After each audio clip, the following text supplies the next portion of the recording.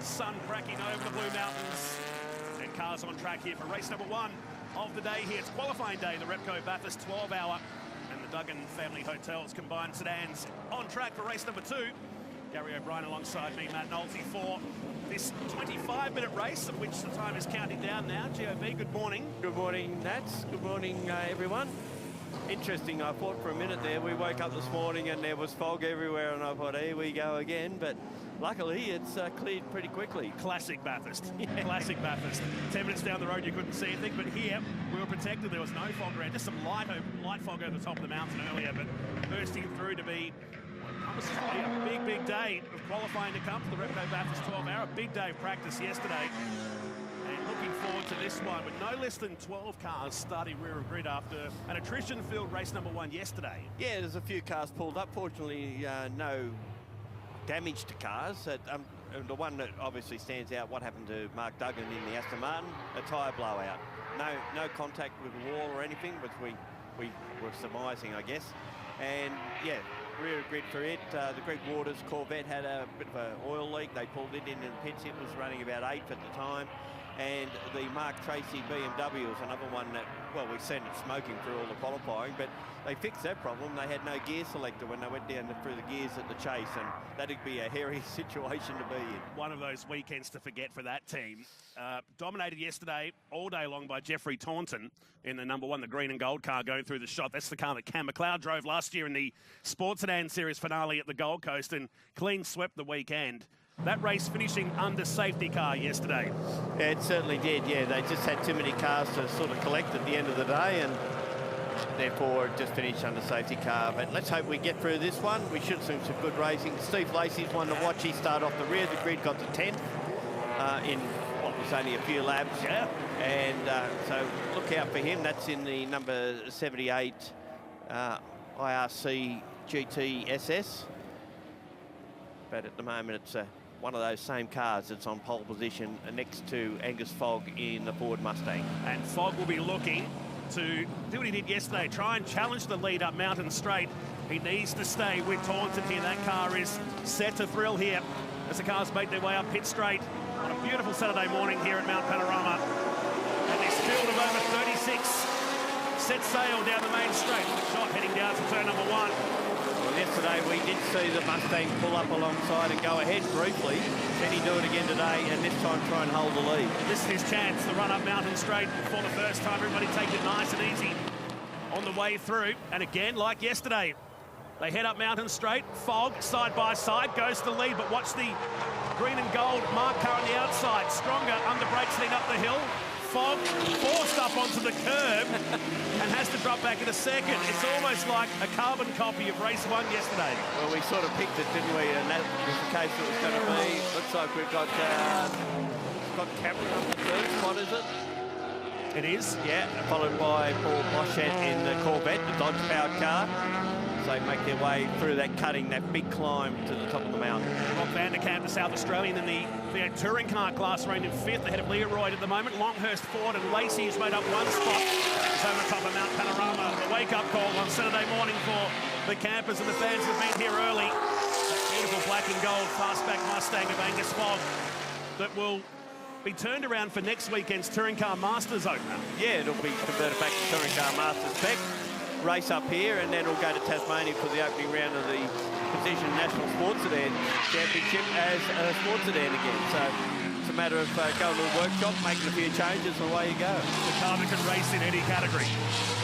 Here he is coming out of Forest Elbow. Car that he built in-house at Foggy's Garage over in New Zealand and ran in the Central Muscle Cars Championship over there, which was like pseudo TCM. Yeah, they have a few extra freedoms than what our category does. There's a move. There's Lacey going past Matt Longhurst in the front-wheel drive Honda, turbocharged, of course. That car was second of the chassis cars yesterday behind the Fog Mustang. Fog 2.99 on the way to the chase. He's 18 k's an hour quicker than our leader. So that Mustang certainly has got a long set of legs. They make their way down. Here, wouldn't it? It would be. I think so. He's teasing that 300k an hour barrier as they come through to complete the first lap. It's a timed race. Just under 15 minutes of competition remain here. They'll be back out later today for their final race with Duggan Family Hotels supporting this event for the third time. Yep. And just to give you an idea how fast Fog is compared to everyone else, Taunton was 281 and Boschett and Cameron were 270. And Duggan go around at Murray's Corner. He was up to 19th before he had that spin down here at Murray's, so all that good work has come undone. He's making his day just that little bit harder. Good charge already, 15 spots he'd made up in the first lap.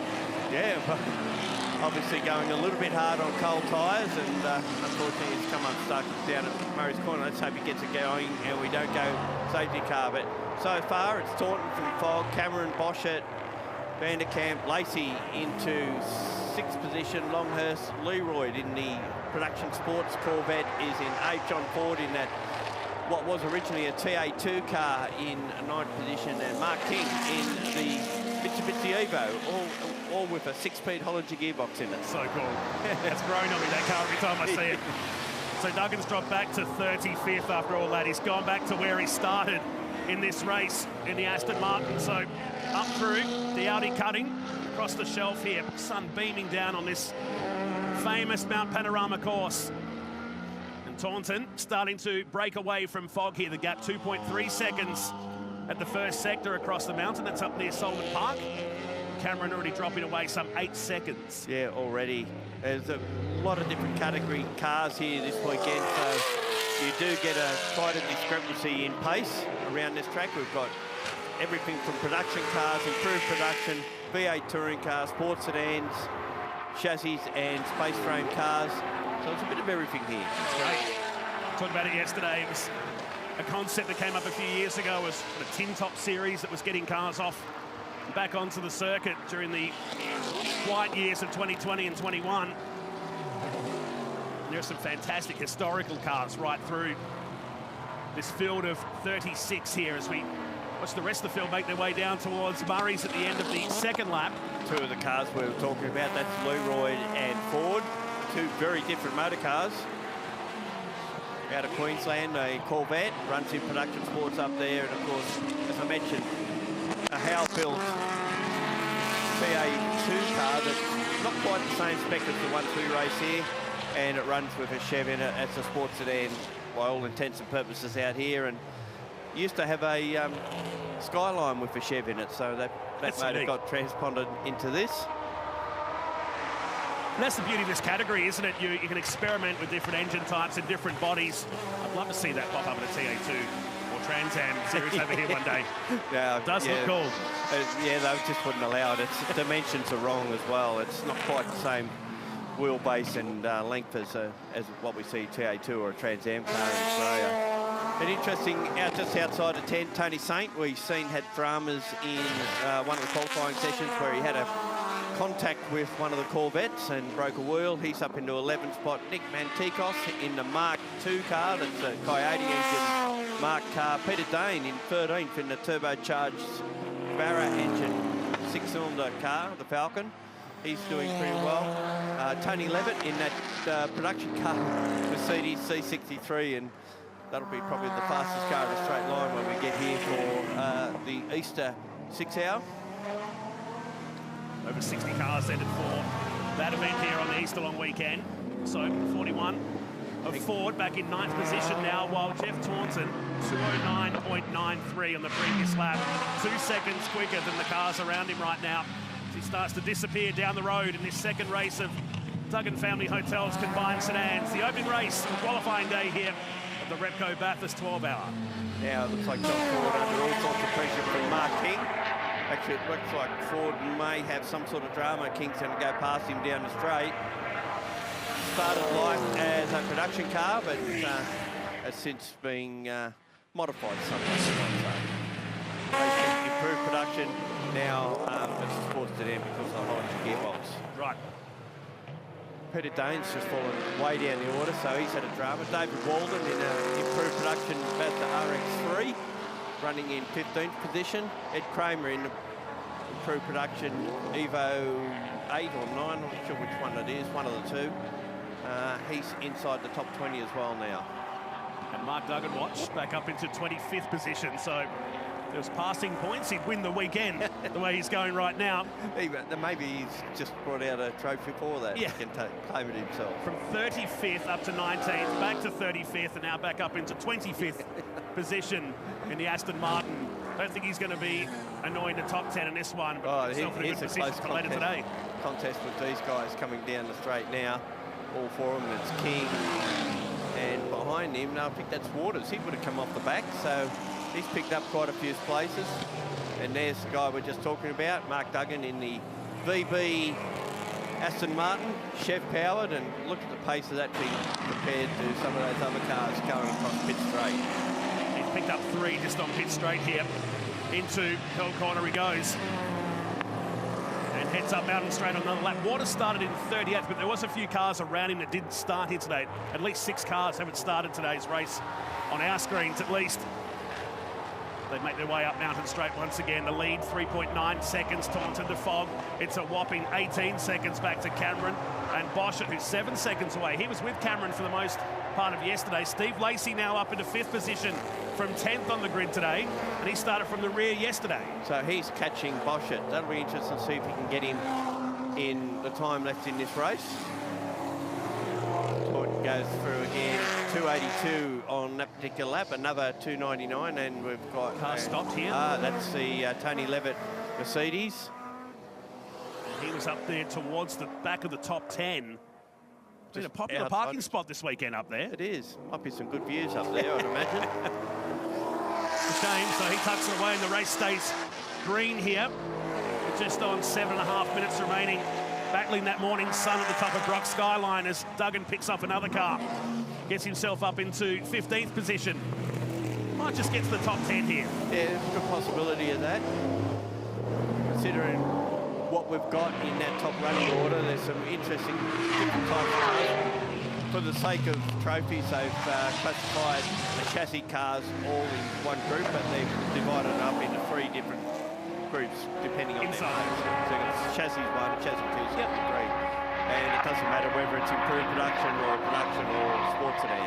That says there was 28 events, and all of it was a big disparity between all 28 too. So it's a good idea that someone in the slower group can possibly earn a trophy. Exactly, exactly. So he's up into 15th place. Heads back past the ridges here. Here's our leader coming on to Conrad, so it gives you an idea.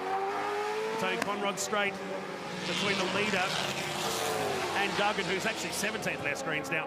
So Taunton disappearing with this race now. 5 seconds to Angus Fogg and another 22 seconds back to Cameron. Certainly come to grips with the car that the first car he's ever driven in his life doesn't have ABS. He had a few tricky moments with it in qualifying, but has now got a handle on it and it's working well. Very pleased with this car. He's going to Tasmania for the Sports Sedan Championship when it starts down there. And good opening stout for this car to prove just how fast it is. Certainly no issues with it. That whine of the J.A. Russell entry. A Mustang of Angus Fogg at the final turn, trying to stay in touch. It's his 2:12 that lap around there for him, 2 seconds away from what he said. 2:08.7 for Taunton. He'll get a warning for that one. If he does it again, I think you might as well pack up and go home. Are you going to break that news? No. I'll stay right out of it. Zips past the 14 of Hughes Ockling. Had a chat with Hugh yesterday. He's very pleased with it all. Had a lot of conversations with Steve Owen about the car. Was telling him about it, that he had it, and got it back into VT spec after it went VX for a little while. A lot of history, that car. Ex-Gibson Motorsport car. It returns to the mountain in that same livery they ran in 2001. Didn't get too far in that race. Ended up in the gravel track, I think, early in the race that year. With James Brock and Steve Owen behind the wheel. One of them, anyway. Yes, one of them, yeah. Each way better, I don't know who's behind the wheel at the time. Here's our leader, starting to pick his way through the lap cars now. So Taunton, Fogg, Cameron Boschert and Steve Lacey, who's 5th, and just 3 seconds behind Boschert now. Longhurst runs in 6th position. Back to Vanderkamp, Leroy, King and Ford are your top 10. The closing stages, just over 4 minutes remain. Just in behind the Yaris, the production car Yaris. GR, that's just had a couple of runs that car in production cars in Queensland. And would expect to be a fairly solid runner in the production if it runs in the championship at any stage this year, or 6 hours. Just looking to see who is the fastest of the production cars. It was Levitt, but he's gone. Ben Cabbage. Cars off down here, right in front of our leader, and the gap had come down to 2.8 seconds between Taunton and Fogg. That's the lap cars playing a part. And a stressful moment for our race leader then. Just coming on the inside of Kurt McCready in the under 2 litre improved production car. It was talking about turbocharging that car and going over 2 litre. I don't know if it's happened yet.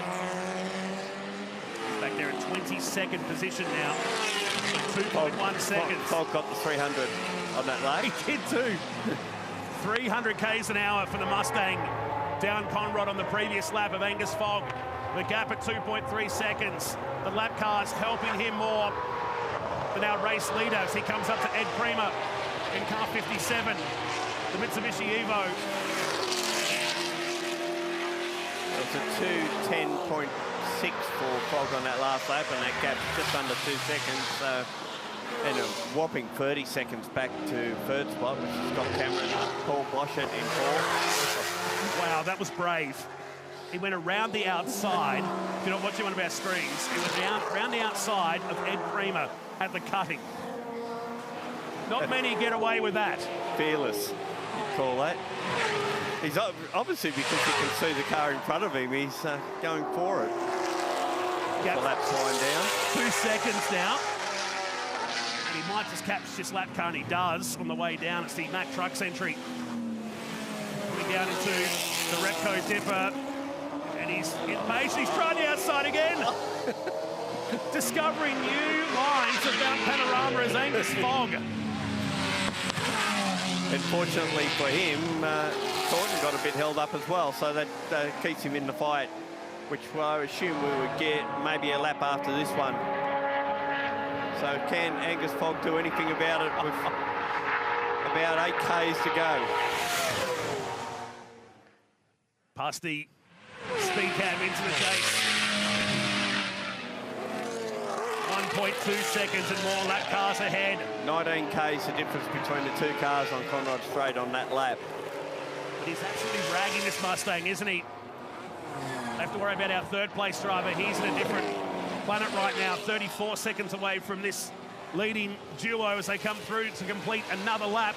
Just over a minute's worth of racing plus 1 lap in the Duggan Family Hotels combined sedans. Oh, that car covers over Jeff Taunton.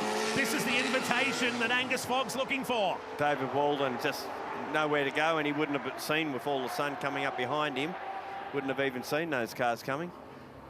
It's quite glary, isn't it? Yeah, oh, look at this. He's right on the back of him, looking to go past either side. Can't quite do it. And under brakes, of course. Oh, Taunton goes wide at Griffins. I hope he didn't remember that it hasn't got ABS. There he goes around the outside. And makes it stick this time. That's 3 different passes that you normally wouldn't do here at Bathurst. And Angus Fogg has ticked them all as he goes to the lead here across the shelf in the closing seconds of this race. Hasn't this race come alive all of a sudden as they come across the top of the mountain? Now, this is where the IRC car would be far superior handling-wise, but track position's paramount here, and Fogg has it at the moment. Fogg, who won 3 of the 4 TCM races back here in 2019, knows how to motor down this track. But is he going to be able to hold back Taunton? He's certainly got the straight line advantage down Conrod.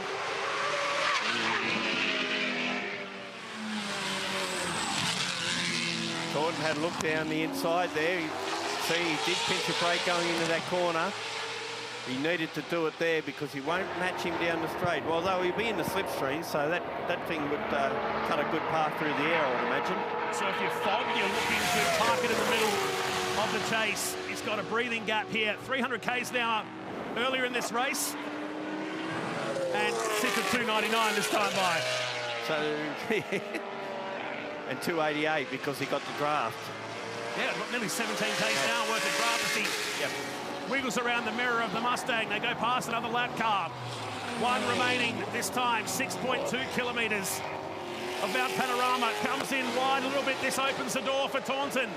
They'll be side by side, up pit straight, zigging and zagging across the course. What a way to start Saturday morning here on the mountain. And he goes around the outside of him at Hell Corner. But then the Mustang will have the advantage going up the hill. Look at all this traffic, GOB, and they're going to catch these cars on the way up through the cutting, you'd think. Fogg to the middle, and Taunton trying to use that lap 1 move. That negated any chance Taunton could get him under brakes. It's a lap car there. So Fogg's in the primary position at the moment as they go up for the cutting again.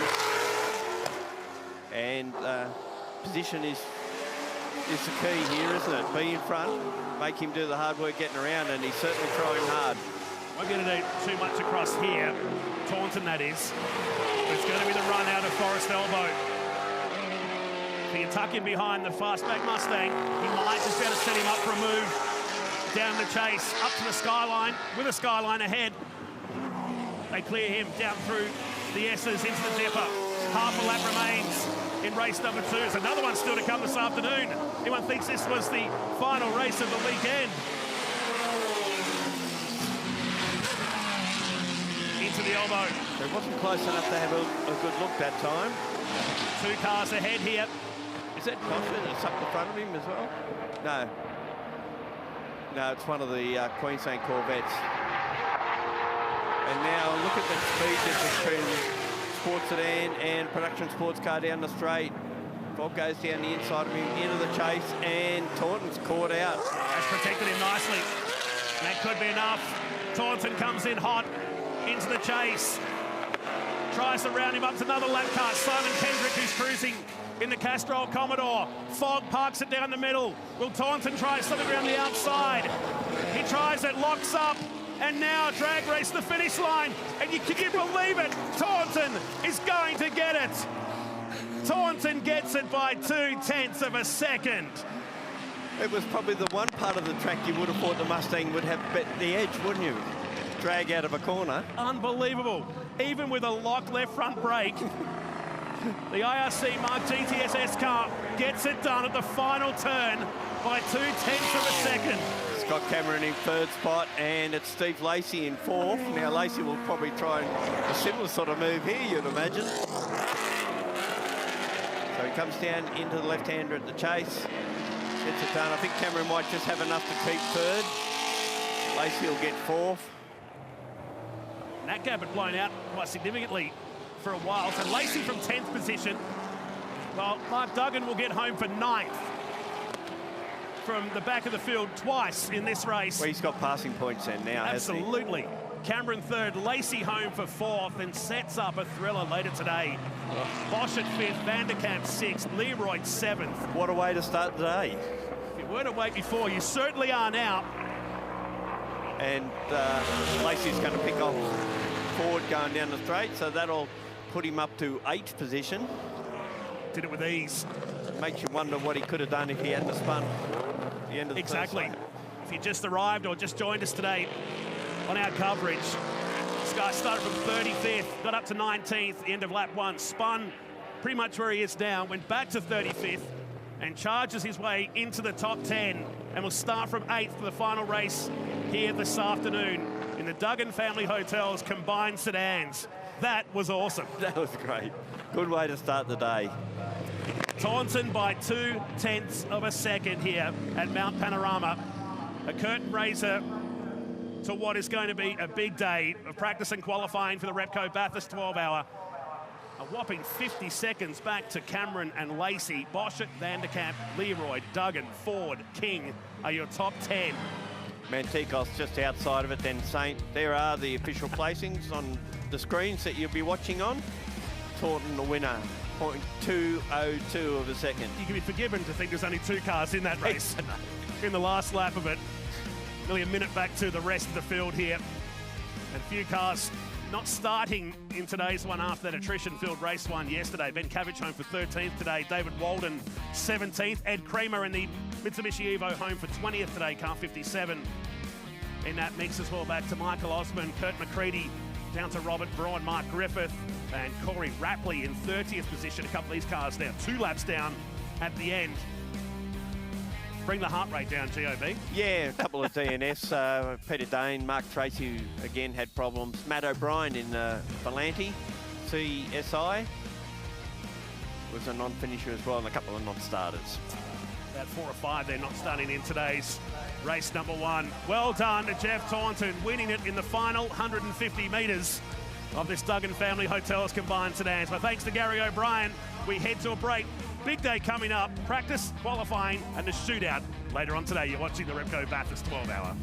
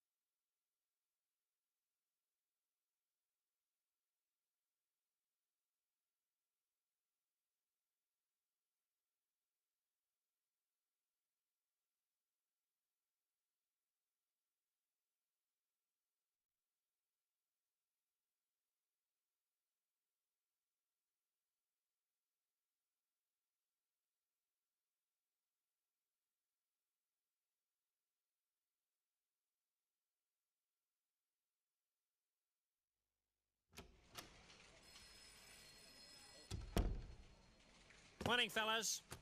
Yes, very good morning. Yes, morning, Richie. Okay, well now we've got to get straight into the name pronunciation rundown for this Pakistan team today. Let's do a quick roll call first. Tony. How? Bill. Bill. Anyone seen Bill? No, well, I certainly haven't. Right. That's it. Okay, Ian. Yes, I'm here, Rich. Ian's brother Greg. Yes, he's here too. Morning, Richie. Morning, all. Sorry I'm a bit late. Again? Look, I've had just about enough of this, Bill. If you're not interested enough to turn up on time, there are plenty of people around who are, mate. I don't need to remind you how interested Max Walker is in getting back on the team. No, you certainly fucking do not. That's why I'm late. Bloody Max, a silly bastard. He had me bailed up downstairs. He's off the fucking wall, Richie. He has been ever since he got the arse. My bloody Hassling everyone. Yes, he's The man very is very difficult difficult to handle. You're bloody right, bro. Right? I'm right, aren't I? You're right. I know. Okay, settle down. Look, I've asked security just this morning to try and keep him away. Apart from that, I don't know what else I can do. Well, for starters, you can have the bastard barred from this part of the broadcast area. I'm sorry, what was that, Tony? I said, for starters, you can have the bastard barred from this part of the broadcast area. Ah, no, I heard you, mate. I'm sorry. I just wanted to hear you say it again. Got him, yes. Richie, that was Nice one, right, Richie. man. That was very good. Okay, come on. Can we get back to this roll call, please? David? Present. Michael? I'm cool, man. Richie? Oh, right, that's me. Okay, all present and correct. All right, now, the pronunciation of the Pakistan players' names. It's been fucking atrocious all season. And today, we are going to get it right. Now, I'm going to run through this team from top to bottom, and I'm going to say the names, and then I want you all to repeat them together nice and loud and nice and clear, okay? Yes, okay, Richie. All right, It's okay, Richie. All right, then. Javed, Jamaat for me.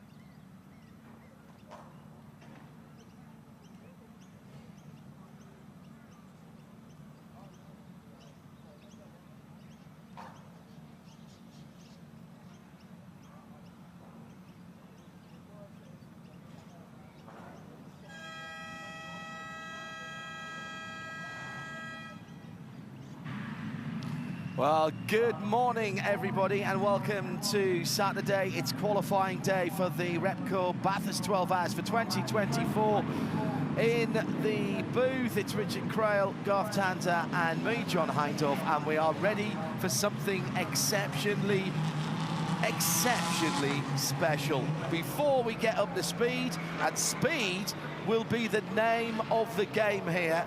This is Speed Saturday as far as the Repco Bathurst 12-hour runners are concerned. Let's head to the pit lane and say good morning to Shay Adam. Good morning, guys, up in the booth. It is a beautiful morning down here, already warmer than we had yesterday at this exact same time. So the conditions are going to be more favorable for quick laps earlier on. And in that vein of thinking, I've seen quite a few teams send their car out for this sighting lap already on sticker tires. So we've got the impetus of needing to get out and get that fast lap, that quali sim done early in this 5th practice session of the weekend. A couple of cars of note on sticker tires. Both of the EMA Porsches, both 911 and 912. 912 has Lawrence Vantor and Matt Campbell available, 2 previous Alan Simons Pole Award winners. But it's Ancon who's behind the wheel right now of that car with the stickers.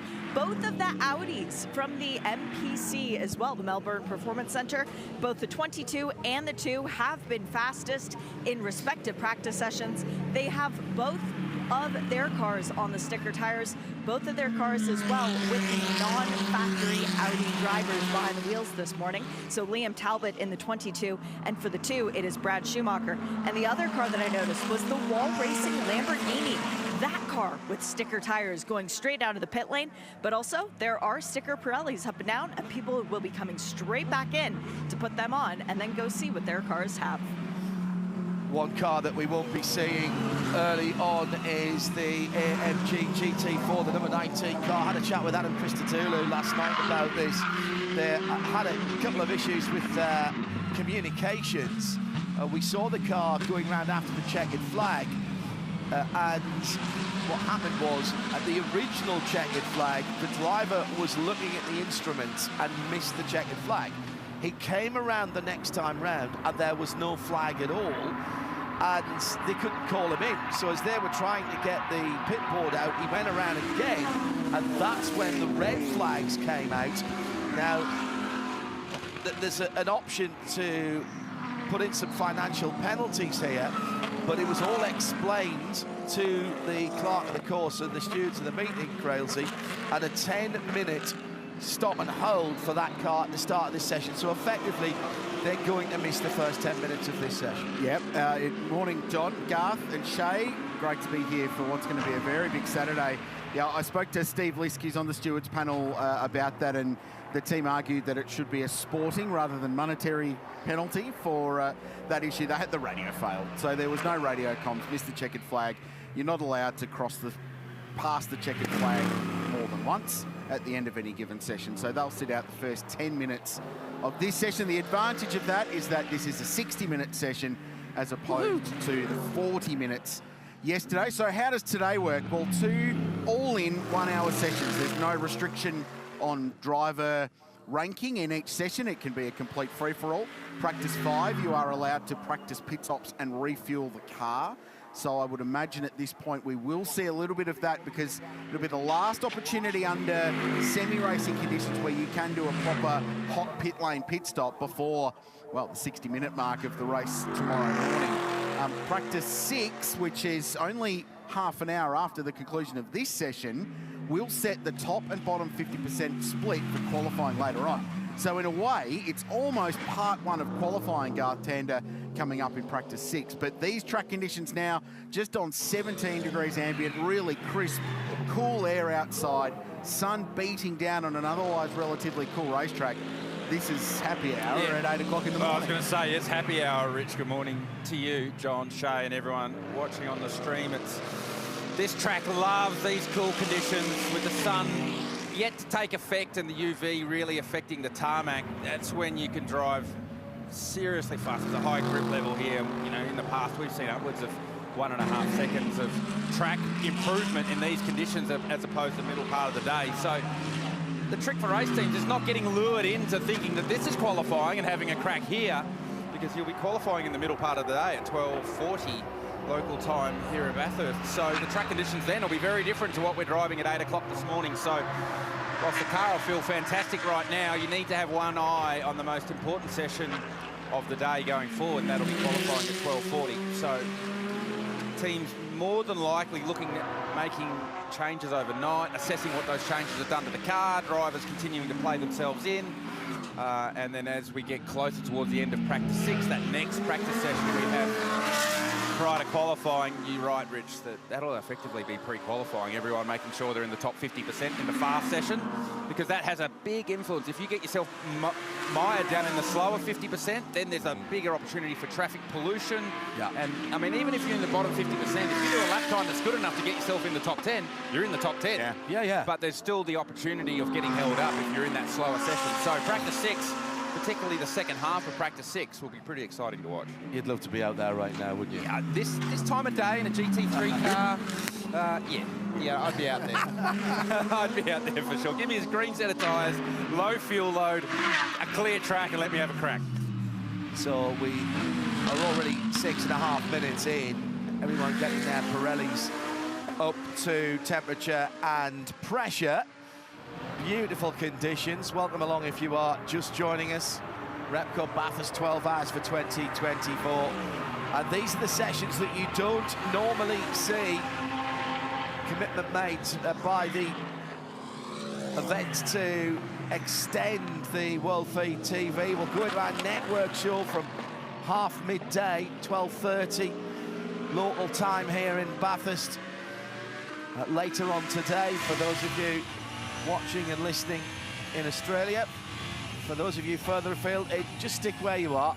You'll get everything you need throughout the day. And if you're travelling around, of course, and you maybe a little bit bandwidth challenged, or you're in the car, then you can link up your smart device and just get the audio via RS1 from the player at radiolemans.com as well. Exactly the same audio that you're watching or hearing rather as you're watching the television, which is the sound of the number 22 Audi going up Mountain Straight, which looks like this is a little bit of a push lap car.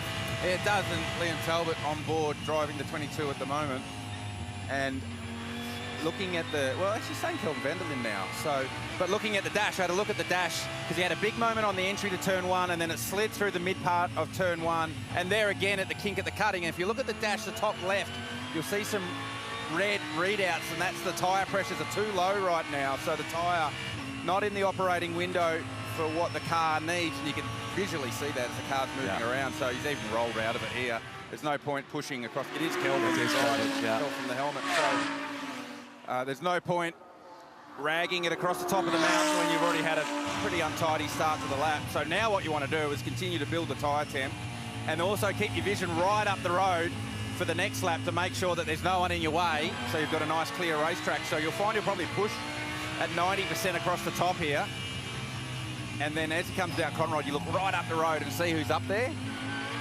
First gear out of the cutting, so having to slow the car to rotate it. So right now you look up the road, go, is anyone up there? And that's pretty good vision if you're a race car driver. He's happy with Righto, next lap, here we go. So Vanderlyn, there's some invitational cars in the chase, Garth, so, I mean, he'll probably get to them, but right now it's good. So Kelvin was quickest of all yesterday. First practice session, about 11 minutes in, made slight contact with the slower car and then punched out a 2:02.73, which stood as the quickest time of the day. First time we've seen a 2 in Friday practice as well, so it was a big benchmark. The Team WRT cars, 32 in front of 46, were next. And then in fourth place, the Sun Energy 1 car, thanks to a 2:03.4 set by Jules Gounon as Kelvin Vanderlyn goes into turn 1. So for the purposes of qualifying, we'll talk to you about sector times, and this circuit split into 3 of them. The first sector timing intermediate is just before what is officially turn 7. We know it as Solomon Park, just at the brow as they go under the gum tree at the top of the mountain. The second is on the exit of the elbow just before they straighten the car out for that 1.5 kilometre run down Conrod Straight. A really good first sector, in fact a sector that should get you pole position, somewhere about 49.6.7. Across the top, if you're anything under 31 seconds, you should be on the front row of the grid. and the final sector 40 seconds even, the best we saw last year by Jules Gounon. So we'll refer to those timing benchmarks over the course of today more and more often as we get closer and closer to qualifying and that shootout for the Alan Simonson Pole Award. How's he doing on this lap then, Garth? Still with the 22. And this Porsche, I suppose I've done that with this car. It's the colours, you know. This Audi looks pretty well set now. Yeah, first sector is a 51.4 versus his brother who's just gone fastest in the BMW at a 51.0, so still not coming to him. And it did still look untidy. I saw in the background of the shot at turn 1, so potentially the tyre still not coming to Kelvin van der Linde, but you can hear the car bottoming across the top of the mountain as it dropped down into the grate. And traditionally the Audi, when the air's cool like this, you can actually feel the downforce is higher. Yeah, you can actually feel it. Because the air's denser, so there's more downforce. So you can hear the Audi bottoming in this session this morning, whereas in the middle part of the day, you won't hear it as much because the downforce is not there, the air's thinner. Are they going to make any major changes to the cars leading up to qualifying? Is that what we're seeing here? Maybe a slightly different aero setting, a slightly different setup on the cars as they head towards qualifying? Oh, you generally lock in, I know with the Audis, we pretty much would lock in the aero package early, so the downforce level, and then tune the rest of the car around at the ride heights, the springs, the anti-roll bars. You tune the rest of the car around that. So, yeah, I would imagine aero was set even before they got here on Thursday. While we're waiting for these times to come down even further, let's head to the pit lane and say good morning to Lucas Stoltz, who's with Shea Adam. Yeah, Luca, you got the honor of starting out the session this morning. It's nice and cool conditions. How was the track? Actually, I only did one lap, just an out lap, and now Jules back in the car. But yeah, track it's still really cool. Every time it's a little bit special you come here. Like yesterday, first lap, so I for sure got some goosebumps. Yeah, really, really special track, especially sector 2 across the top. Really enjoying it. This race has been so good to you in the last couple of years, the 2 consecutive wins, now going for a third. The car is the same. Do you feel like it is the same as when you rolled it into victory lane last year? Yeah, it feels more or less the same. Obviously, we had great speed last year, so run more or less same setup and just try to do our best. Let's see. There's the new Porsche, which looks quite strong, and I think also the BMW's made a step. So it will be a tough fight, but yeah, we enjoy fighting them. How much will you guys push for the Alan Simonson Pole Award today? Oh, full send. Good luck. Thank you. Yeah, it's a big thing, this, for qualifying, not just to get pole position, Garth, because that is the right place to be from 5:45 on Sunday morning, but the fact that it is the Alan Simonson Pole Award. I know it's sometimes fashionable to think of racing drivers as very, very selfish, very single-minded, but there are things that matter to them, and that is like the watch, the Rolex for winning the 24 Hours of Daytona. This Pole Award after one of their own, it means something. Yeah, that phrase you use there, one of their own, one of your own, makes it certainly much more special. I mean, there's some really nice words in there from Lucas Stoltz. Hearing like the first time you go across the top of the mountain, you still get goosebumps. These are guys that race at Spa, they race at the Nürburgring, they race at all the cool racetracks all around the world, and they come to Bathurst and they still get goosebumps for the first time across the top of the mountain. And then hearing him say, yeah, when it comes to quali, it's full send. And that's what makes us so excited, watching GT3 cars on the limit around Bathurst in a qualifying trim, light fuel, new tyres, seatbelts done up nice and tight. Big, deep breath, take a deep breath, and right about here, don't breathe for the next 45 seconds. It's exciting to watch. He's got a great track record here, Lucas Stoltz. 2 wins, a third and a fifth in 5 starts. In 2018, he was here with Porsche and finished third in that remarkable finish to that race as we watch Group M Racing pressing on with their special tribute livery, 130 years of Mercedes AMG.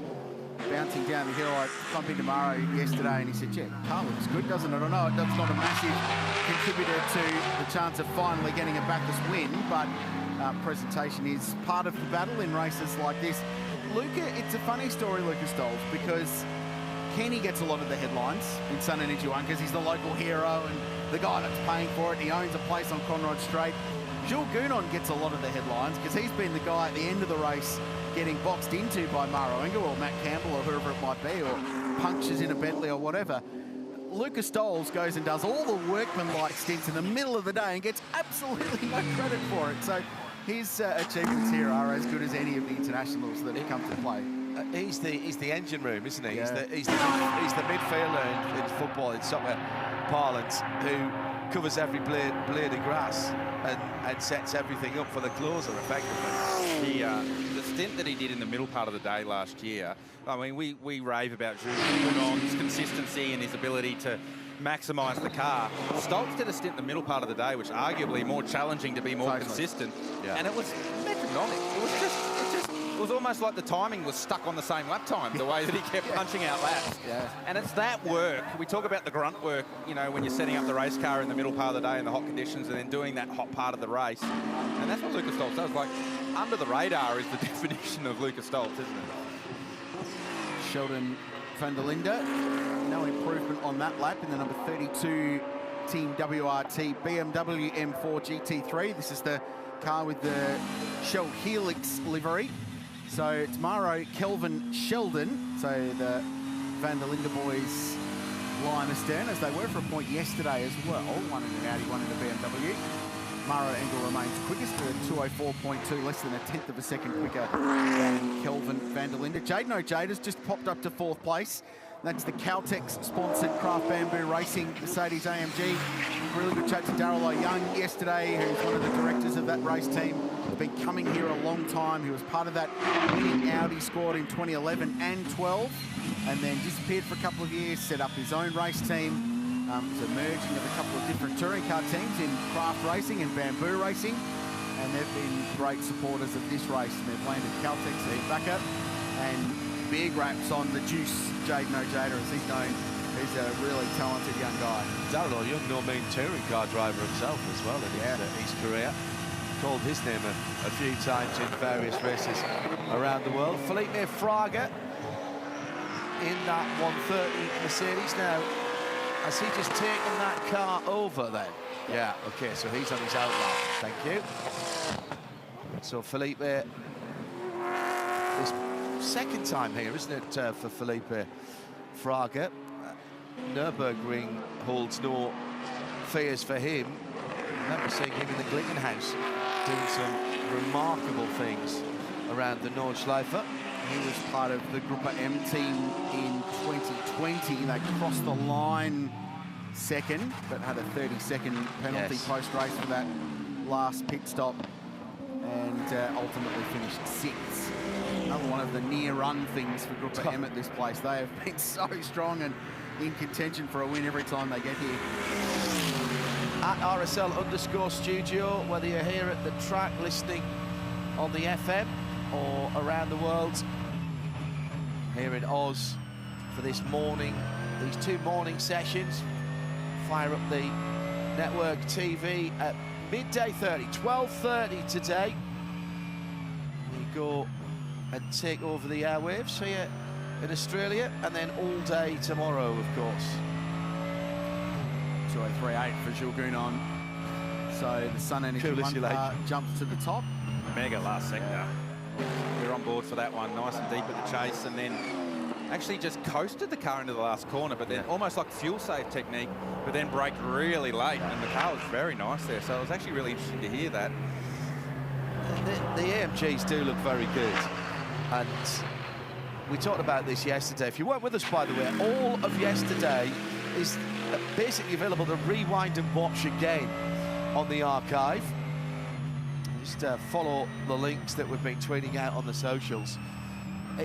Getting a car that's comfortable for all 3 drivers, Garth, not always an easy thing to do, which is why getting the right teammates is so important, who like a car that feels fairly similar. And that goes a long way towards this car's success that we have on screen with Jules Gounon, Lucas Stoltz and Kenny Habul. They've been together, this is their 3rd year together now, so they know what each other wants from the race car. It's basically the same spec race car they've had for the last 3 years, so really for Kenny, who's the third driver, and he would freely admit he's the gentleman driver in this crew.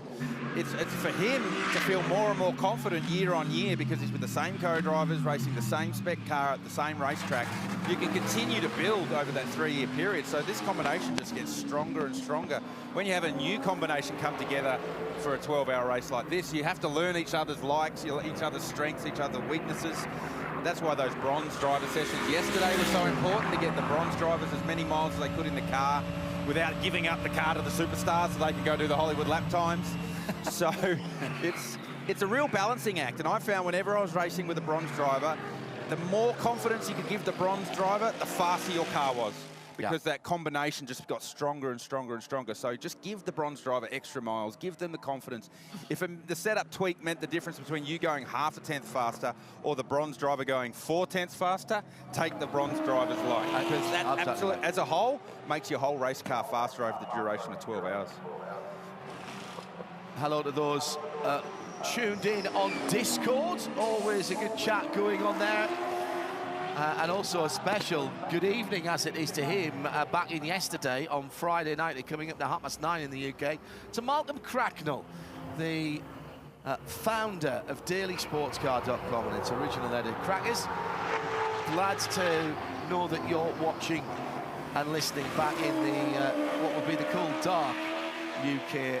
As you can see here, the weather's awful, and this morning there was a bit of fog, Crackers. You would have recognised that. It was very Sebring and Illamonish, but now it's lovely. It's 8:30 local time here at Bathurst. There's heaps of time left today for the weather to go sideways. Yes. Did you see yesterday? Yeah, that's right. I'm taking this right now. I'm a right now type of person. Nick Perkat's living in the moment for this weather in the Superclass Racing IRC GT. It's being run by Matt Stone Racing, the team that Nick will drive for this year in the Repco Supercars Championship, and he's 14th outright at the moment, 206.87. These Invitational class cars run to a 206.0 benchmark lap time. Let's go quicker than that. If it happens in practice or qualifying, they lose the lap time. It happens in the race, they get a warning once, and then penalties start being applied. So this is a good opportunity for Nick to dial himself in. He'll share this car with Cameron Hill, former Carrera Cup champion, and his co-pilot in the supercar team, and John Hollinger, who's a pretty experienced guy racing Trans Am cars. And the IRC GT is like a properly souped up Trans Am. It's got more aero, more horsepower, more tyre.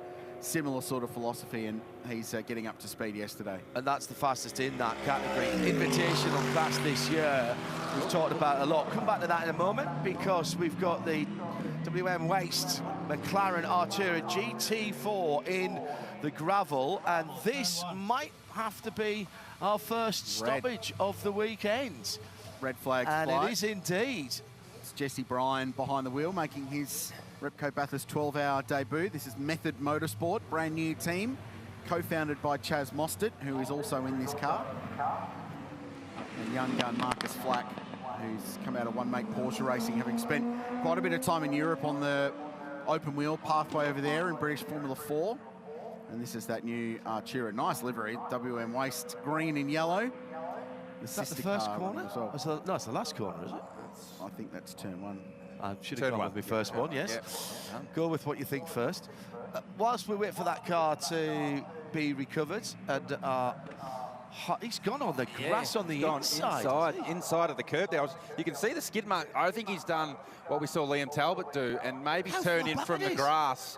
And he's just missed. If he's missed the wall where that Audi signage is, he's done very well there. So it's been quite the adventure here for Jesse Bryan to get to where he is in the gravel trap at turn one. Well, there's no damage on the left-hand side of the car. I think he has already missed the wall. rotated by then. There's quite a lot of camber on that corner. The curb on the inside is higher than it looks on TV as well. So let's probably launch the thing into the air. Good opportunity to say thank you very much indeed to our track services, recovery, and all the volunteer marshals around the circuit waving flags, judges of fact, and indeed all the volunteers. It always strikes me when I come down here that whether it's somebody checking my pass on the way in or the security, etc., everybody greets you with a smile. They're all racing fans around here. Got to know one or two of ladies and gentlemen, as we've been coming in the same way, getting a cheery smile and a wave now. Helps to have a nice V8 burbling away. I think that makes you... Goes a long way in Australia. It does, yeah, I've found that out. I've found that out. Just want to go back to that invitational class, Quilsey. That's going to be a cracking battle. And it's in some ways a class for now bespoke racing car manufacturers, isn't it? You've got Mark, you've got the IRC, you've got KTM in there. It's a really interesting class that could certainly... We've got, what, five cars in it this time? Seven cars in it this time, yeah.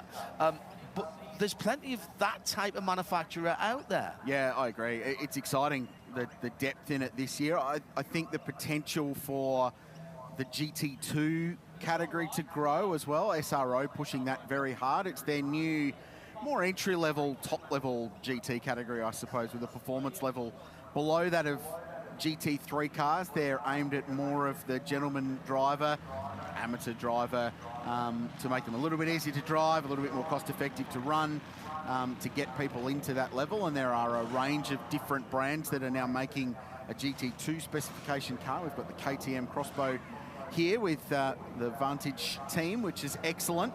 And then Mark Cars Australia and IRC doing a great job with their locally designed, built, developed racing cars. Gives them a place to run as well. It'd be cool to see that class end up somewhere around the 10-car mark, and with a big field of GT3s, it just gives that extra storyline. The French guys from Vortex are really excited about being here.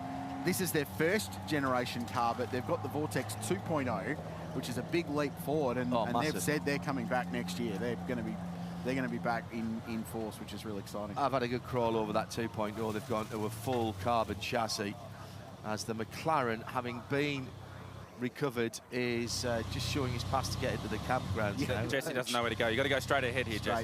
Straight ahead. and then left, just past the shower block on the right-hand side. Very Bathurst in-car vision, this. This is what we all do at the end of the race. This is where you go. Where am I going? Says Jesse. Straight ahead. There we go. What's your plot number?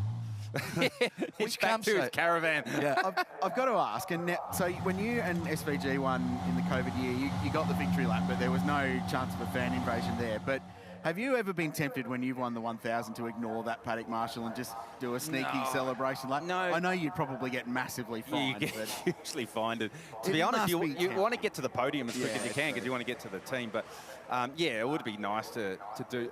But in honesty, Rich, a lot of the time you don't have the fuel to go and do a cool down there because you go so low in the tank with the strategy that you often don't have the fuel and you get stuck up there.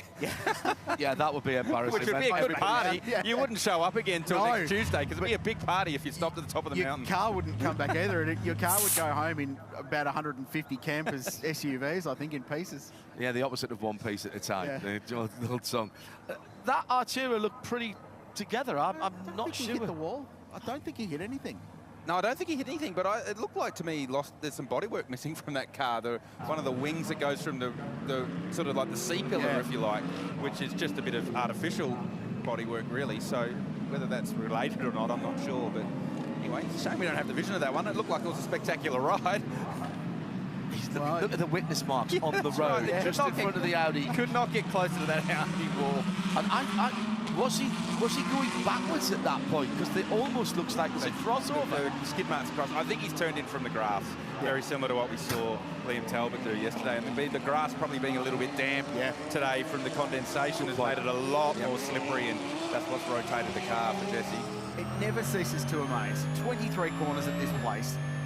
21 of them are among the best corners in global motorsport, but the two on a track map supposedly innocuous 90-degree left-handers are the ones that cause so much drama at this joint. The last and the first. Yeah, exactly. You tend to drop your guard a little bit because your commitment and your concentration and everything's so high across the top of the mountain here that you do exactly that. You get to the bottom of the mountain and go, well, these are just second-gear right-hand corners. Don't have to worry about them too much.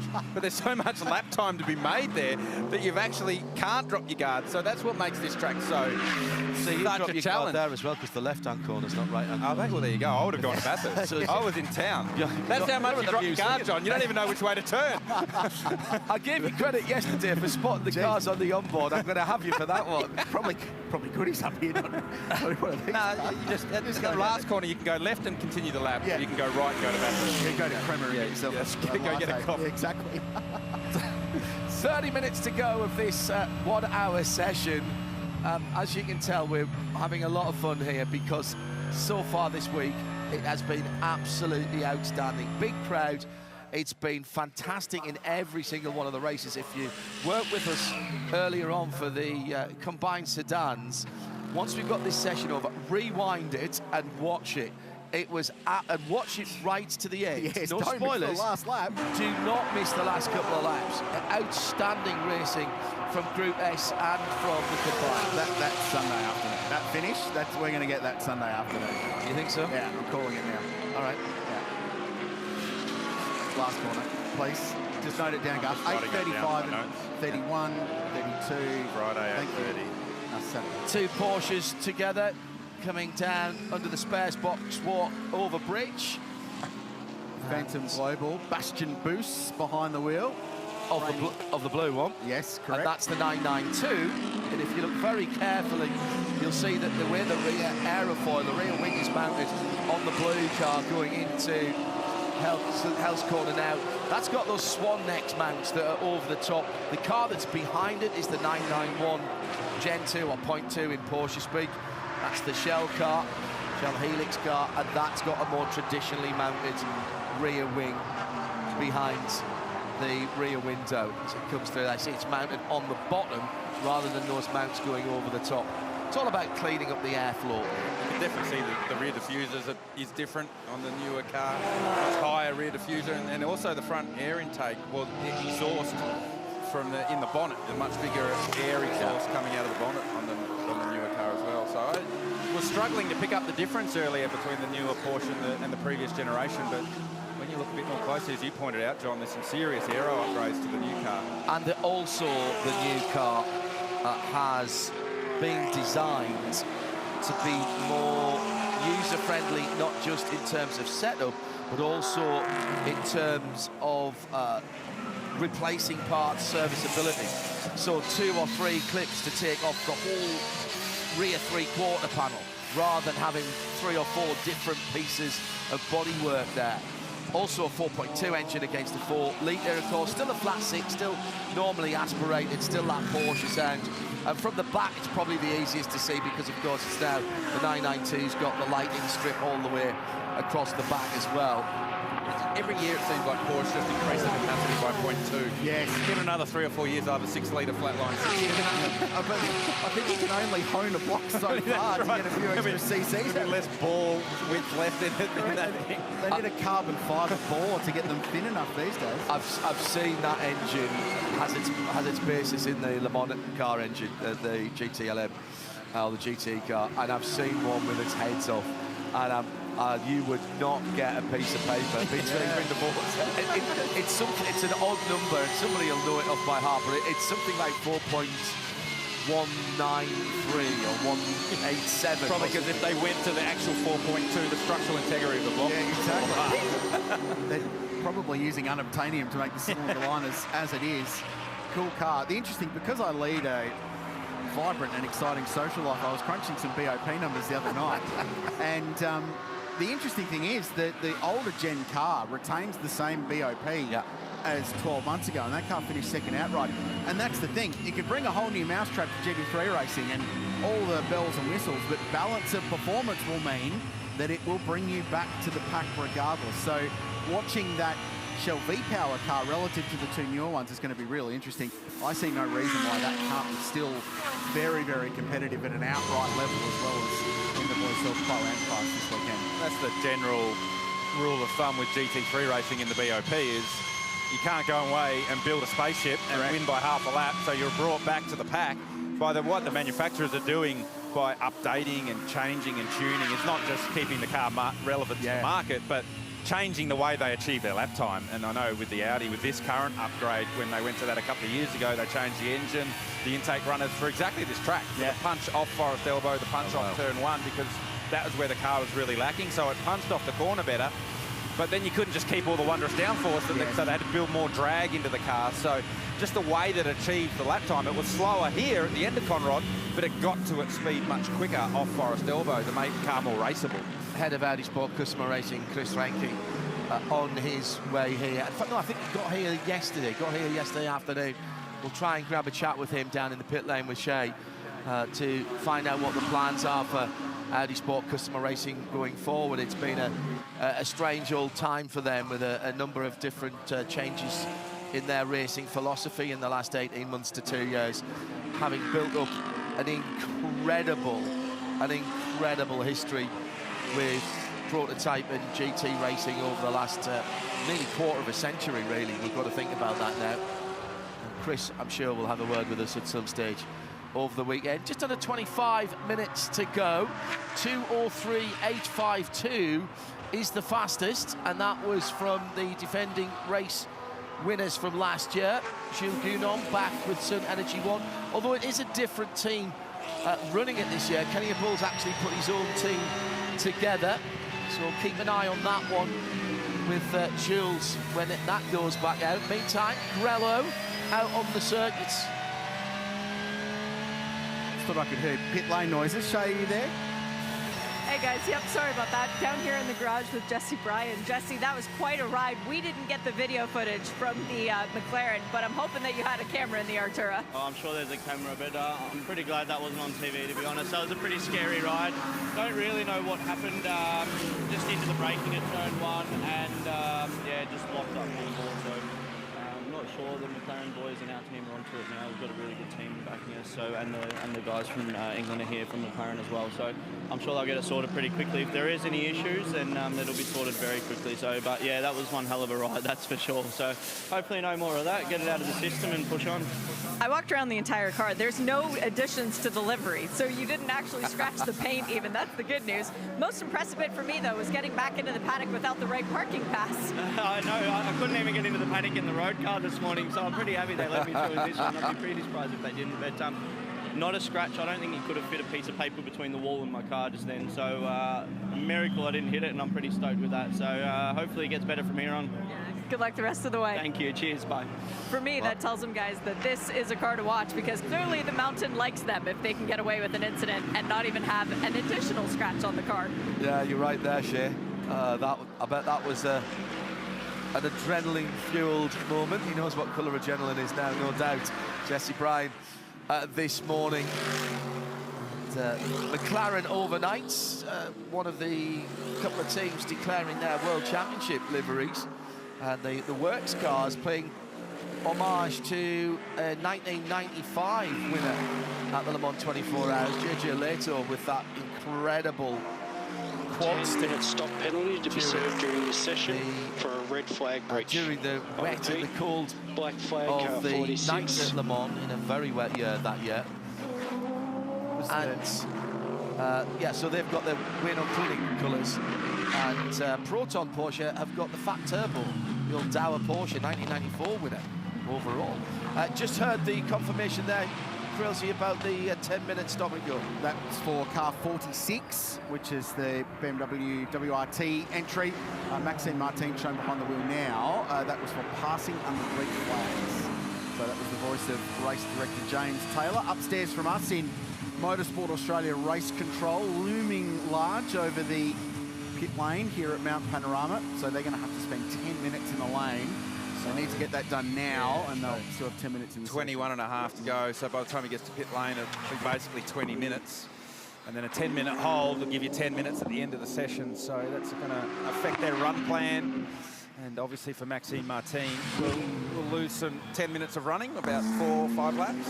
And while that was all going on, Jamie Whincup went to the top just to remind us all why he's one of the most capable racing car drivers to come out of this part of the world. 2:03.11, quick time of the day so far. A guy that in 5 prior back into 12-hour starts has had first, second, third, and fourth.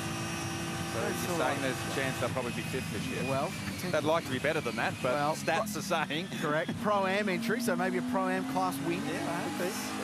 Prince Jeffrey and Jordan Love.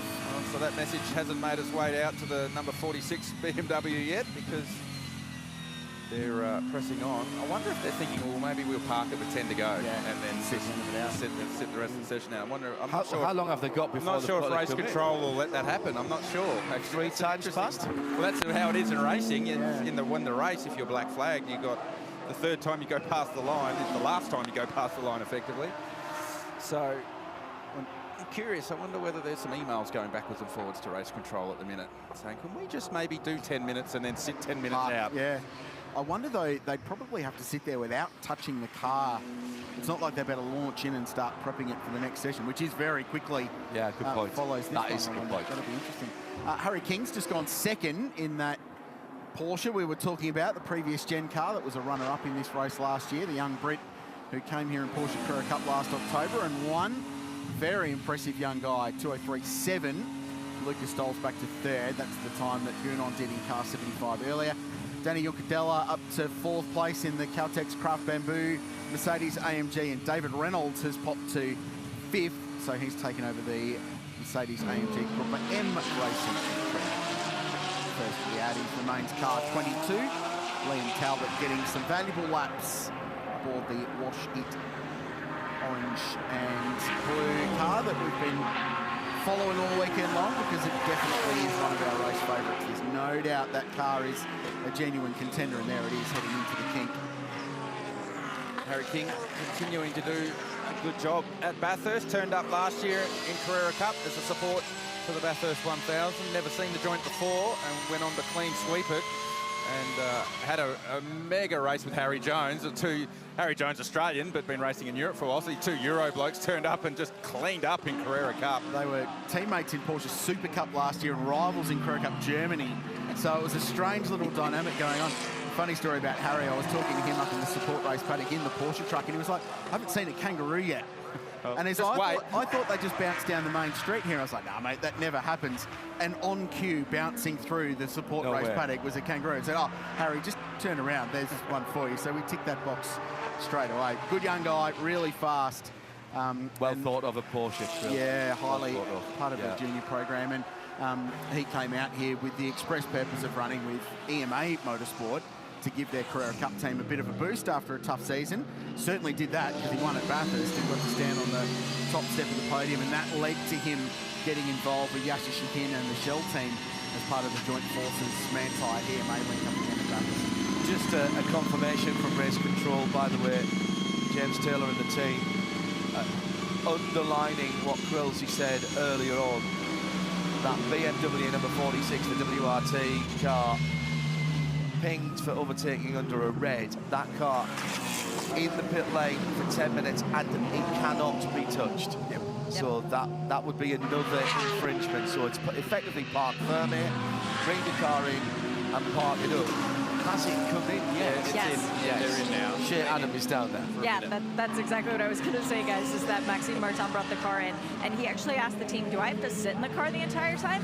They asked, the answer was no, so he has just gotten out, but the crew member went to go touch the door, and one of his car chiefs actually very astutely noticed and said, no, nobody can touch the car for the 10 minutes. So now this 46 BMW is just sitting a bit forlornly on the pit lane.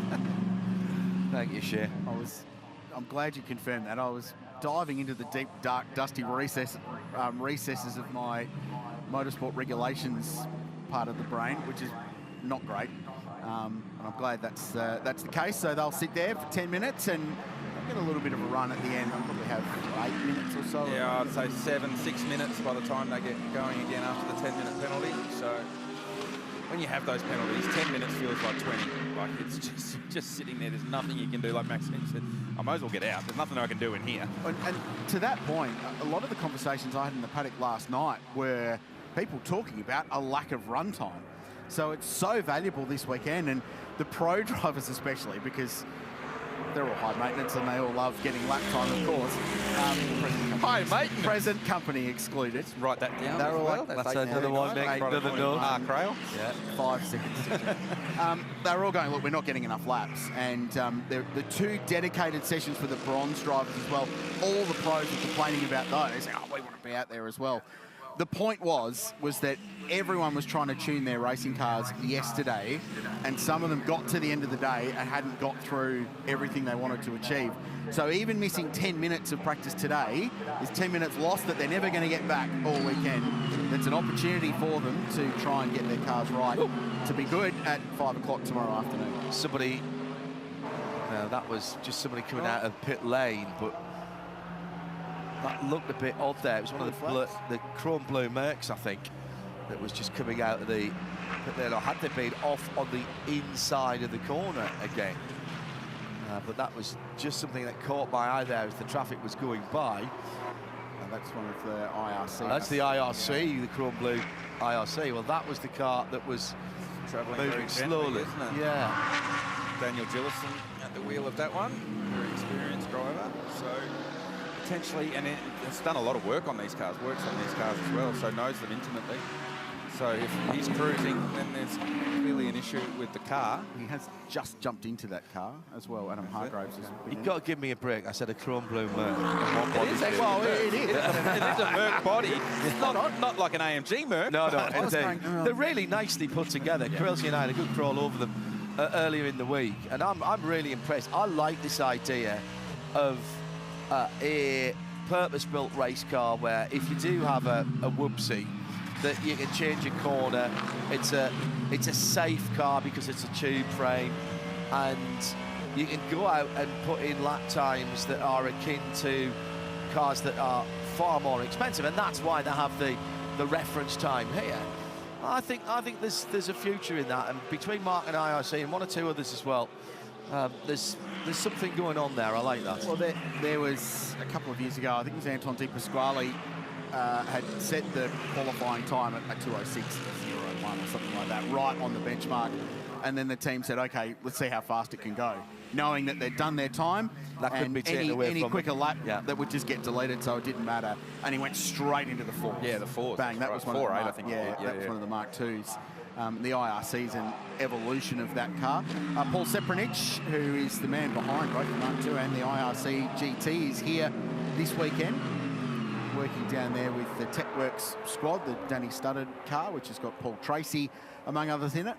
And Seppi, like a proud parent, watching his race cars babies there. go around. Exactly. How many racing cars has that bloke designed over the years? I read something. It's become almost the biggest Australian manufacturer of race cars now, as Hayes Engineering. So by virtue, one of the largest manufacturers of cars in this country. Yeah, that's right. Actually, vehicle manufacturer, OEM or not.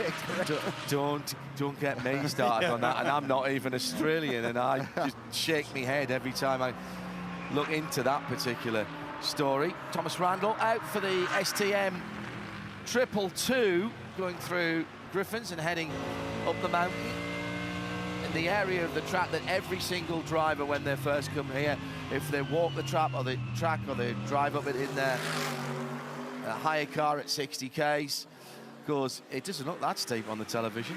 Oh, it doesn't look this narrow on the television. This is effectively a street circuit. Think about Monaco, think about places like that. That's how close the walls are here, Garth, when you're heading up from Griffins up to the top. Yeah, and that's what makes this place so special, is the commitment required and for the speed across the top. Like a GT3 car, fifth gear, 220, 230 minimum speed at the Reed Park and McPhillamy, and then 260 on approach to Skyline. Like it's seriously fast. So it does look a whole lot narrower in a GT car because you're going that much faster. So the commitment required, and that's what makes the place special, and that's what, as race car drivers, you get excited about. We heard from Lucas Stoltz saying, the first time across the top of the mountain, you're nervous because the consequences are high if you get it wrong. So you've got to really respect this place and build up to it. The middle sector, that 33 seconds across the top of the car, is the best 30-odd seconds you'll have in a race car in Australia. It certainly is the most challenging bit of bitumen that we have here. I remember talking to Mika Salo in the early years that we came here, and Mika said, and I was saying to him, what about the track, how is it? And the obvious comparison, not the only, but the obvious comparison in Europe is the Nordschleife, which is a lot longer. And Mika said to me, I said, a bit like the Nordschleife. He says, oh, no, it's much scarier than the Nordschleife. And I said, why? He said, because you come to the scary bit once every 2 minutes, not once every 8 minutes. And I went, oh, yeah, fair point. It is a good point. Yeah.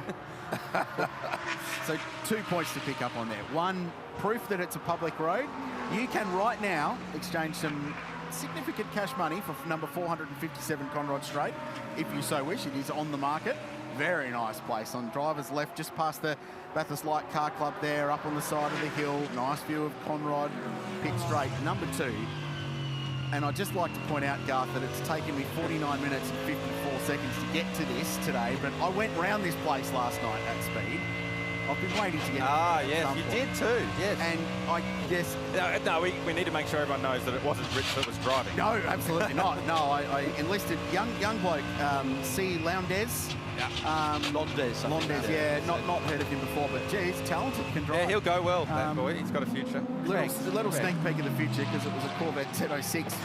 Turns out rapid, but that middle section just cannot comprehend how utterly insane it is at speed across there.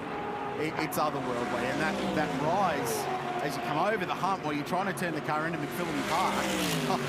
I think it's cute that you think that a passenger ride in a road car with Lowndesy you think's at speed. Well, it wasn't slow going. I know Lowndesy would have been having a crack. He was, but in a road car on a cup tyre, yeah, I know it's nothing like it. Those tyres were not road legal tyres. You wouldn't have been able to get them out of the it. New South Wales Police would take a close look at those. Yeah. Gee, fair hauls them only, old 06 though. 8,000 RPM in a Corvette. Yeah. A mid-engine Corvette. Sounds like a Ferrari. Looks a bit like a Ferrari. So that was the white one, wasn't it? That was fun. Around town. Yeah. Saw that in the BP garage the other day getting fueled up. Oh, mate's there, one hand off the wheel. And yeah, you take the apex here and it's all good. No problems. That's the fun part. I was on the road, Lowndesy. When you take a passenger, you're really operating at like 60%. So you have a bit of a chat. Yeah. Like you say, take the hands off the wheel, start pointing at things in the scenery. KTM out on the circuit. Another one of our invitational class coming down to the right-hander heading into the chase. This an all-carbon car now with the GT2, with the clamshell that pops up the fighter jet cockpit, if you will. The car's got a little bit bigger down through the years. You'll remember they started off as a little open-top roadster with a 1.8 or a 2-litre Audi turbocharged engine mounted across the back. The GT2 version with the... I'm going to say this, and I'm not sure. I think it's the 5-cylinder engine. Correct. Yes, 100%. Because they couldn't quite get the power they wanted out of the 4-cylinder. They got it for a while. I was talking to the guys at KTM. Yeah, we got enough.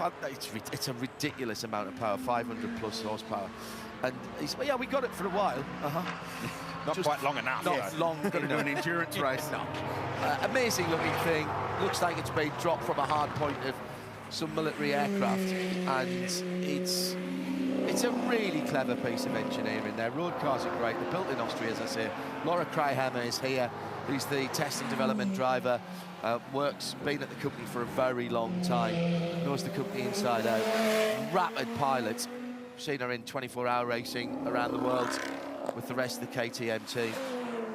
They often have a bit of a factory outing at Barcelona. They'll bring a couple of cars or whatever they've got for next year that they're trying to prove, and bring a few people from the factory, and quite often even the owner will pop out as well. We often refer to some of these GT3 cars as spaceships, and I think that KTM is the poster on your wall as a kid spaceship race car. It is. If you go and have a close look at it, when it does have the cockpit sort of, ejected, if you like, and the top of the car up, it's a seriously cool looking race. Ejected's the right word, because there should be a big red button under one of those security covers you whack to pop the thing out. I think there is. I think the starter button is actually under a cover. Should be. Because it's very good. It's right next to the switch for the missiles. and they've also got a lovely little thing where when the clamshell comes up and you take the steering wheel off, on the roll cage there's a little clip to hang the steering wheel so that you just take it out the way. Get out the way. News from Race Control that the WRT number 46 BMW M3 has served its lonely 10 minutes in the pit lane for overtaking when the red flag came out.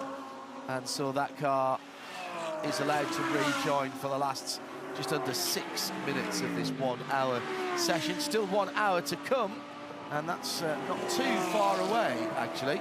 So, quick look at the data, and then back out on the track. Yeah, it looks to me like they didn't even bother taking a bit of extra time to make a change to the car, because the first sector's 11:36, so if you take into consideration the time to transit pit lane and to get to the first sector line at the top of the mountain, you'd imagine that 10-minute stationary time in pit lane and a minute 36 would correlate to that. So they just like sent Maxime Martin on his way straight away, which he'd really only just started his run when the news came through that he had to go and sit in the naughty chair for 10 minutes. So I don't think it was his doing at the red flag, but as a team, you have to take that penalty. They're back in the lane again now, so. Few lap times popping up as well. Ross Gunn jumped into the top 6 a couple of minutes ago in the heart of racing, Mercedes AMG with a 2:04.3, bumped down then by Matt Campbell in the Porsche at a 4:2, and then in a nice examples of numerology, Mickey Grenier's just done a 2:04.1 in the National Storage Racing Merc to go 6th. Great to have the Canadian back here for a second year after being part of the Group M team last year. Sounds noisy in pit lane. Shay. It is, guys. You picked up on the fact that Maxime Martin came straight back in. It looks like they're doing slight work to the car, but not a significant setup change. And the sister car, actually, the 32, sat in the lane for a long time. It was Shelton van der Linde who brought the car in. They did a driver change over to Charles Wirtz, who has sat in the car for the entirety of the time that the sister car was in serving its penalty. They put stickers on that 32 and then took the sticker Pirelli's back off. So Charles out on the track now has used Pirelli tires, but they do have new ones ready to go to try and move that car further up the charts, because right now it sits P10 and everybody is very closely watching the timing screens, because remember, the top 15 after the next session get their own qualifying session, and the bottom 15, well, they're relegated to go first. That's a good point, Shay. And there's a couple of cars right now. Imagine this is practice 6. For example, Jack LeBrock, very capable racing car driver who's been successful here in GT3 racing in the past, is only 17th in that M Motorsport number 48 car. So that's the kind of thing people will be looking at in practice 6 in an hour or two and get to the end of that session, is what cars are outside that top 15 that will be the top 50% when we get to qualifying later on this afternoon. Another good car is car 9. Mark Sini's done a lot of the work in the Hallmark Property Group Audi, but he's got Lee Holdsworth and Dean Fiore to plug in and make that car go very, very quickly. So that's another one that probably end up a little bit further. The same could be said for the Wall Racing Lamborghini, only 20th at the moment, but Adrian Dietz has done a lot of the laps in this session, getting miles in that brand new Evo 2 Huracan. An electrical glitch on the 22 Audi. The flash isn't working properly. So it's taking out the day notice light, but it's not actually putting the high beams. In fact, I think the high beams are already on the right-hand side. Now, it's a small thing, but if you're trying, Garth, to attract the attention of a GT4 car or something ahead of you, you're not doing yourselves any favour there. Yeah, that button, John, in a GT3 car is the most used button in the whole race car. It's worn out, the flasher button. I think there's a rule now in SRO competition how much you can actually use the flasher button per lap. And you're not allowed to program. You used to be able to program a certain amount of flash. Yeah, that's right. And you just hit it once and it gave 10 flashes or whatever. You're not allowed to do that anymore. So potentially it's just worn out, John. No, the contact's gone. Used too much. So that's something they'll need to get fixed ahead of qualifying, because that is the session that gets used a lot. Here we go, peak hour at the cutting, Bathurst style, 3 wide. No way.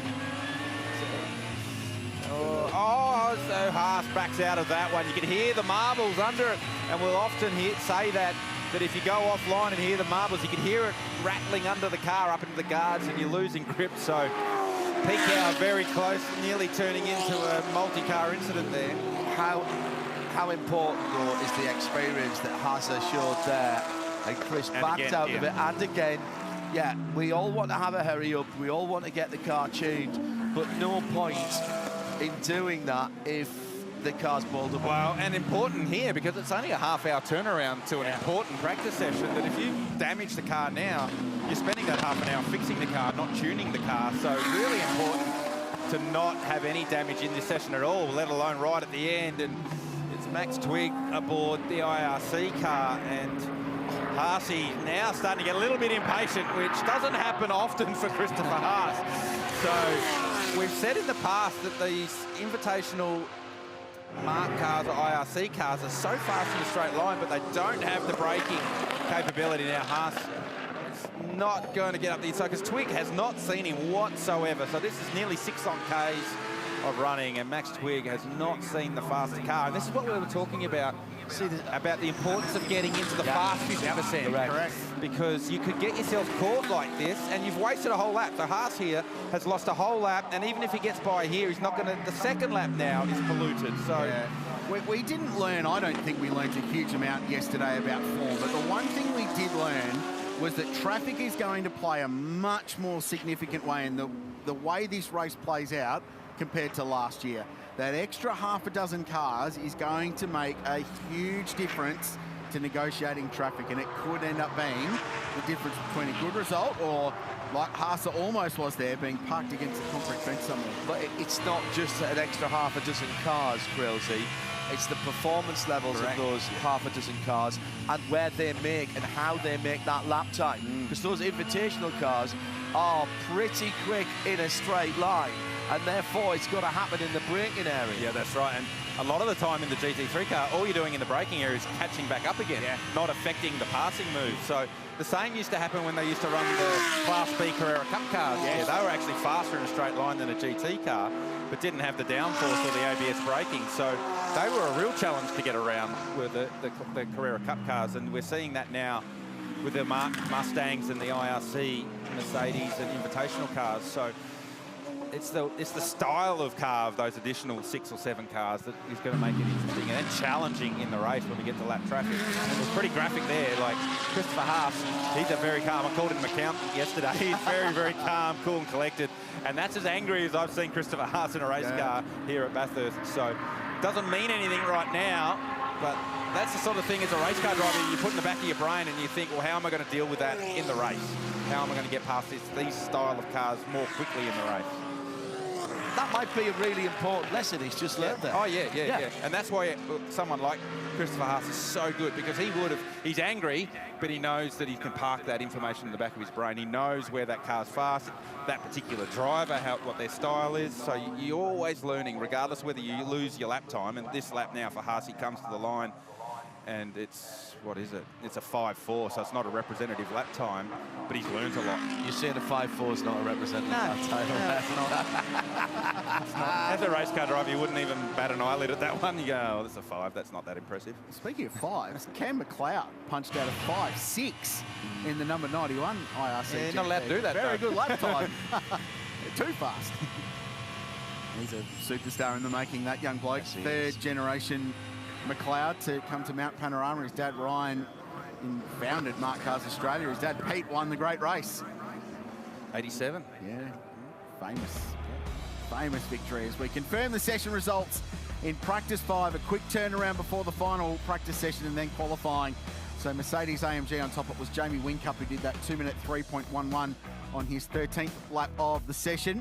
The 911 Porsche next. Harry King did the time there, and then Mercedes AMG Group M Racing up to 3rd. The defending champs in 4th, and Craft Bamboo P5. Brock Feeney fast as always in 888. I think Mickey Grenier did that time though to get to 6th.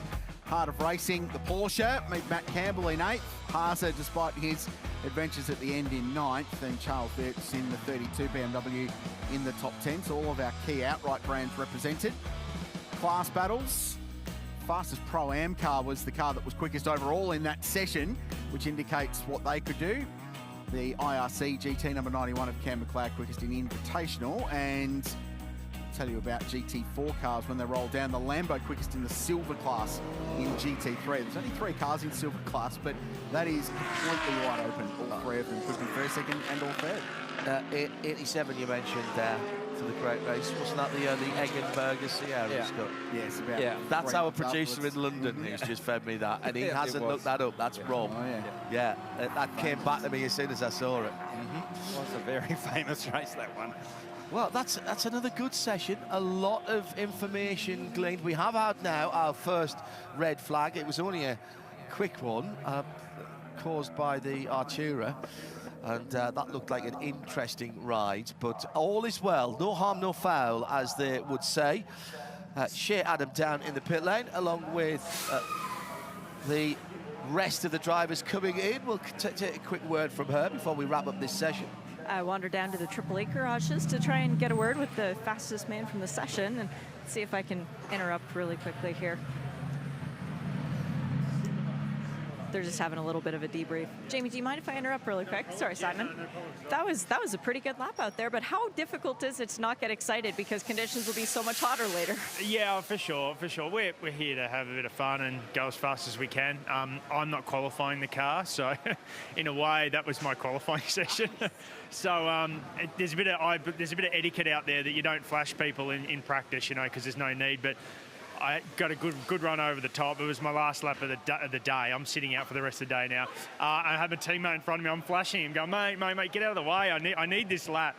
So Brock did get out of the way, and I finished the lap. So yeah, we don't get too excited. It's only practice, but it's hard to go fast around here in these cars. So I'm certainly happy. Do you feel like you have a good level of confidence in the race car to know that the next time you jump in, it's green flag full-on race? Yeah, we do. The car's really nice and comfortable to drive. It's got a lot of understeer as well. It's like a good road car. It sort of sits and it's easy, user-friendly. But I think we're going to need to give the car more front balance to get a bit more pace in the race. So we've got P6, so we'll work on a few tools and then to work out how to get a little bit more balance. But all in all, so far so good. We're having fun. Good luck this weekend. Yeah, thank you very much. Thank you. Cheers. So, deep breath, everybody, because next time we come back for the timed session, which is termed Free Practice 6, but it does have significance as it will set the groups in which you qualify. And as Garth Tander said earlier on, you want to be in the top group. There's less chance, and I love this, of what do you call it? Traffic pollution. Yes. I'm nicking that. Okay, you can have that one. Great. Thank you very much. Thanks, Crazy, Garth and Shea. Stay around, don't go too far from trackside. There's things happening all day here. And of course, we've got full coverage for you on the stream worldwide as well. From Mount Panorama Bathurst, it's the 2024 Repco Bathurst 12 Hours.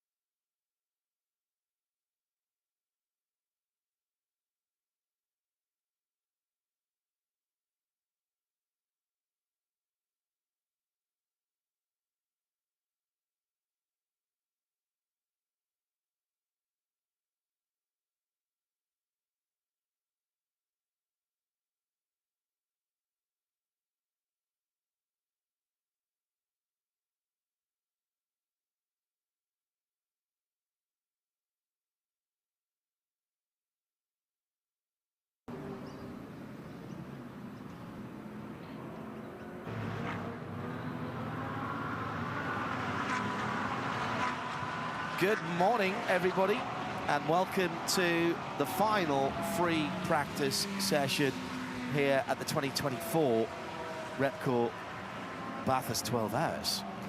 And this is far more than a standard free practice session. We'll get into the vagaries of that with Garth Tander and Richard Crail in just a few moments' time. They join me in our global broadcast centre about halfway down the front straight here. Let's go straight down to the pit lane and check in with our eyes and ears, which has to be, of course, Shea Adam. Hello, Shea. Hello, John. Hello, Crailsy. Hello, GT.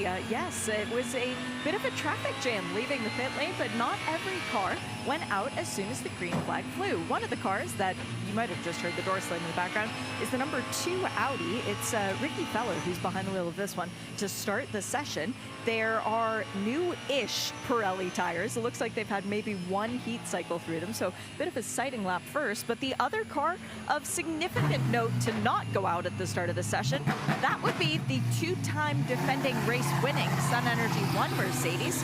Jules Guénon was doing a bit of fun up and down the racetrack during that brief interval we had between the sessions in a car that is, would it technically even be street legal? But phenomenal, I think is the proper term for it. Lucas Stoltz will be starting the session for Sun Energy. That was the plan, but the car is still sitting on the pit lane. They're not exactly a team that we would worry about making it into the top half of the 50% for qualifying. And that is the key point that Shea has brought up right at the top of the show there, Garth. This is another circuit safari lap with the BMW XM sitting in behind it, the black and gold sort of Duracell battery coloured one. The XM, a phenomenal piece of equipment. Only the second ever car designed solely by BMW M. The first one, of course, being the awesome M1.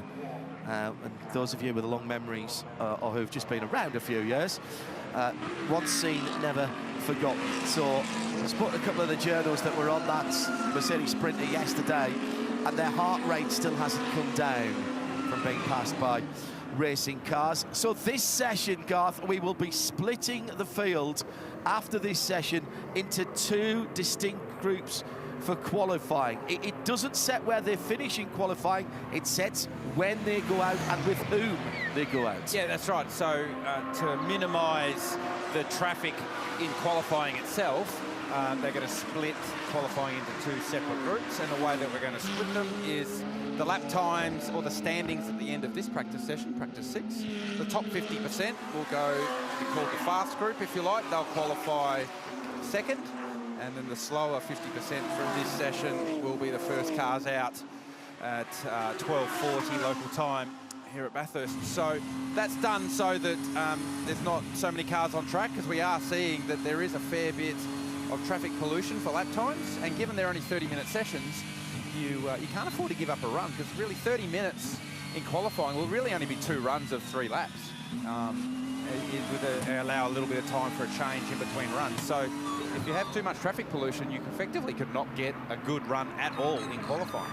How long was this session then? Because we're coming down to an hour now, so it was an hour and 5 minutes of the top. It was scheduled for 60 minutes, but look, saying it's going to be 65. We like to under-promise and over-deliver here at the Repco. I've heard that about you, yeah. So a bonus 5 minutes for you on one of the great days of the year. Qualifying day at Bathurst is always great. It doesn't matter what race meeting it is, but when the GT3 cars are wound up to 11, they're fighting for something incredibly prestigious, sentimental, emotional, important in the Alan Simonson Pole Award, which has become a massive staple of this event as we go full course yellow. Now this will be a test for the full course yellow system, which is brand new. If you're not familiar, this year we are going to implement full course yellow. If you watch Formula One, it's virtual safety car.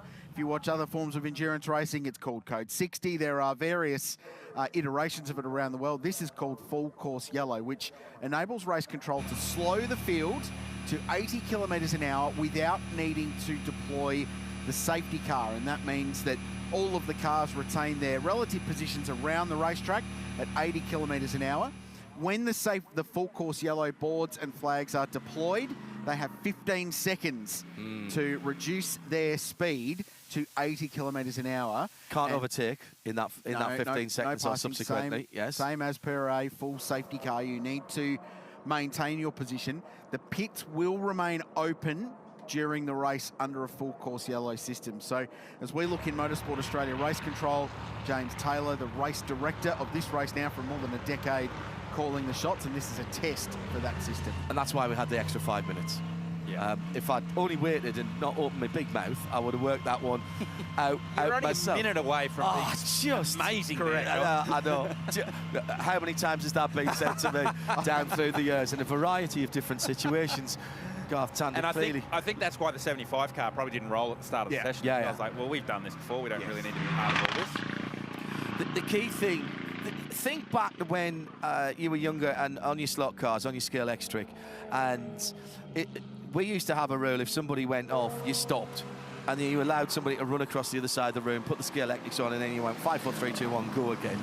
So it's the same sort of thing. You are freezing the field in relative terms.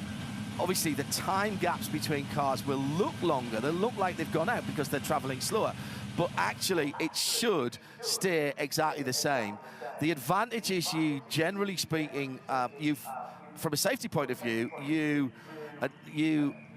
neutralise the track quicker. You don't have to wait for a leader to come past start-finish line. You don't have to pack people up behind a safety car. So you neutralise the field quicker, and on the other side of it, coming out of it, you get back to green flag quicker because you can camp down to green when the leader is halfway up Mountain Straight. Again, you don't have to get everybody back to, and you don't have to do the wave arounds, the pass-bys and all that. And crucially in the race, the pit lane will stay open throughout the full course yellow. To that point though, it doesn't remove the use of a safety car, and race control, the process will be full course yellow, and then this race control can deem to bring the safety car Upgrade out. it, yeah. Unless it's a significant impact or a large accident that they go straight away, right, we're going straight to safety car. So they can bypass it, but it is a way for, let's say someone gets bunkered like the McLaren we saw at turn 1 this morning, they will go full course yellow rather than deploying a full safety car. But we will still have safety cars in this race. It is the very much nature of this place, and full course yellows, like a safety car, can giveth and taketh away as well, because if you go back to green flag running at the dipper relative to being halfway down Conrod Straight where you can nail the throttle and go absolutely flat out, then there's going to be some pros and cons with all of that as well. Before we go back green, let's take a little report from the pit lane. Shay Adam is seeing some pit callers. It was perfect timing because you guys mentioned the car that got stuck in the sand trap, the bunker, earlier. That car has now vacated the pit lane. It is the number 25 Method Motorsport McLaren Artura GT4 in the hands of young Marcus Flack, who has taken it out. A little bit of gravel still left in the garage, but the crew is doing an admirable job to sweep up the last little vestiges of it. And it will be Marcus shaking the car down, making sure that everything's still pointed in the right direction. But as I mentioned in the previous session, not a scratch on that beautiful McLaren livery, and it looks just as good as it did when it started practice 1 yesterday. Shay Adam down in the pit lane as we are about to go green inside race control. Motorsport Australia getting ready 5 seconds, to do 4 seconds, 3 seconds, run, 2 seconds, counting down 1 to the second, green, full and course this yellow ended. is our global broadcast centre. It's like David Stewart, whose deputy race director, was counting down to us. Yeah, He was. exactly right. He was. Proud of it. Counting down to taking a shot of Richard Crail. That's what that was. It wasn't the fact that the The field was legend, going green. I think contractually we've got to say the legend The that is. legend that is. Correct. Far more interested in the 5-time great race winner sitting to my Legend left. that is Richard Fine. Crail. Oh, we're green again. Yes, we are. Importantly. Everybody So, getting back up to pace. when when you the- see this in the race, that's exactly how it will happen, by the way. Yeah, but we won't take a shot at the commentary box.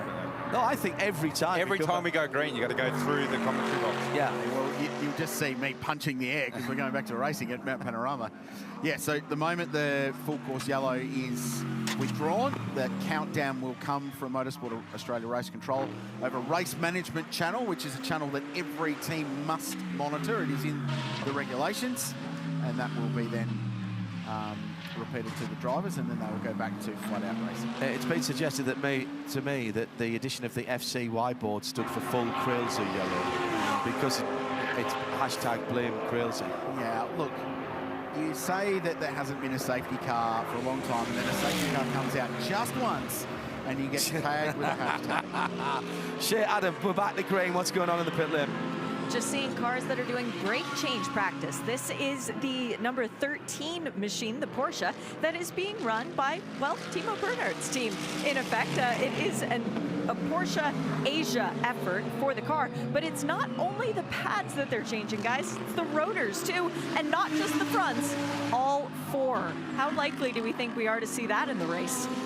Well, what they're doing is they're matching a set of pads to the rotors, aren't they? I'd say they just kissed in their quali brakes. Yeah. And they've taken them back off again, not to put miles on ahead of qualifying. So just kiss them in exactly like that. Make sure they feel right, no vibrations. They're generally always pre-bedded before you come to the circuit. But it's always nice to put a heat cycle on them before you put them in for quali, just to make sure they're okay. So they would have done, you know, that full course yellow would have been perfect for them for a bit of brake bedding.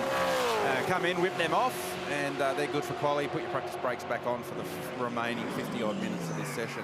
But not a bad idea to practice that, just in case. You wouldn't expect that anyone would be doing brake changes, given these cars are built to do 24 hours. But you never know when things go sideways. The quicker you can get it changed, you can potentially stay on the lead lap if it's a safety car and get it done then.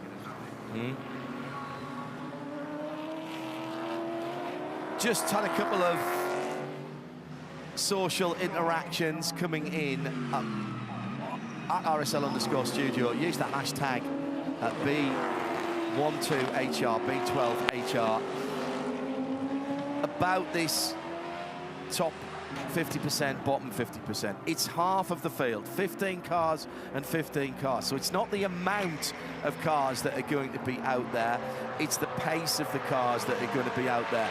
You would expect, unless something goes horribly wrong, and we all get surprised, that the top 15 would be GT3 and probably GT3 cars that have a good pro in them who are going to be battling. The bottom 15 will still have some GT3 cars in it, Garth, but it's going to have other cars that make their lap time in a significantly different way. And should you find yourself in the bottom 50% and you do manage a lap time that's good enough to get yourself into the top 10 for the pole shuffle later today, you're still in the game. It's only to split the cars for qualifying. The lap times will still be combined at the close of those two sessions. And like I say, if you have a drama in practice 6 and you find yourself in the bottom 50%, you're still fast enough to get yourself into the shootout at the end of the day. You'll be there. So it's only splitting it up really just for traffic purposes. In the same way, beyond that, looking forward to the Pirelli shootout later on this afternoon, the battle for the Alan Simonson Pole Award. That's split into top and bottom 50%. You could go out in that first group and still do a 1:59.8, and you're probably going to be on pole position. Mate, you do a 59.8, you can put it in the garage and you've got to have pole. Absolutely.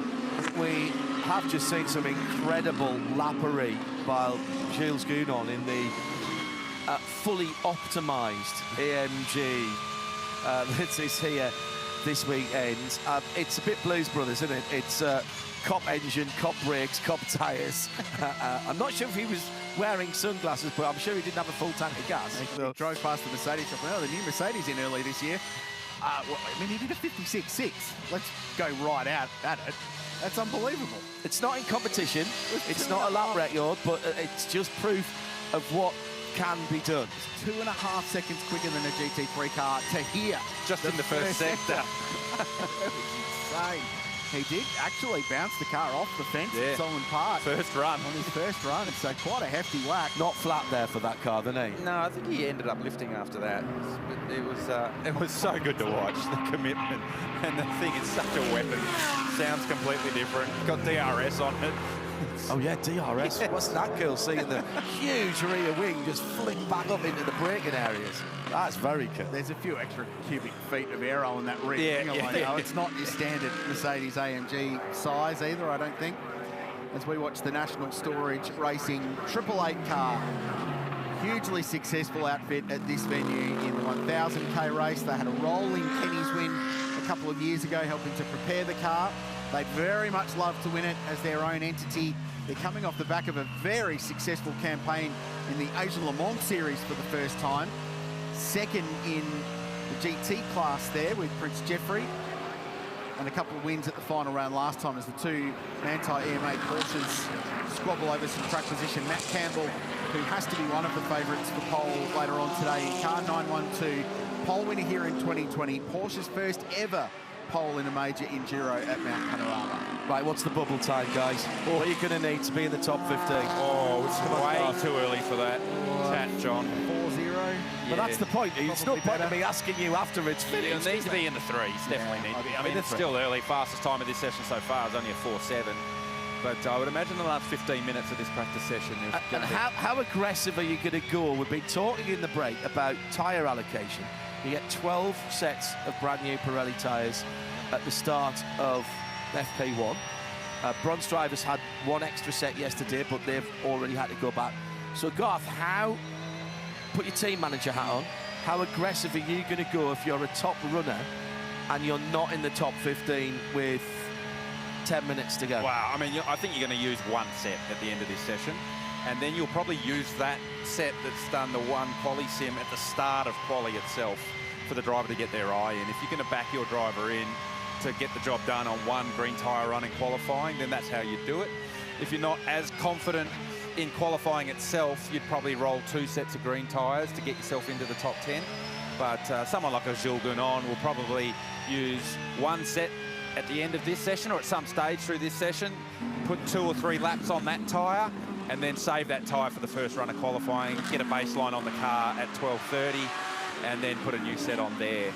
So you're not continually throwing tyres at the car, so that you will take some new tyres into the race for the second half of the race, where you'll want to have a new tyre on the car in the second half of the race as well. So yeah, I mean, you can get excited and get carried away and throw tyres at it now, but you've got to have certainly one eye on the future and how you're going to use the tyre allocation over the course of the race. I was just looking, in the past, from memory, they had given them an extra set of tyres for the shootout, but this year that's not in the regulations. Correct. So you still need to pick from your allocation, but a 15-minute session, I mean, it's 3-4 laps probably to do your lap that's time, right. so it's not going to be a massive...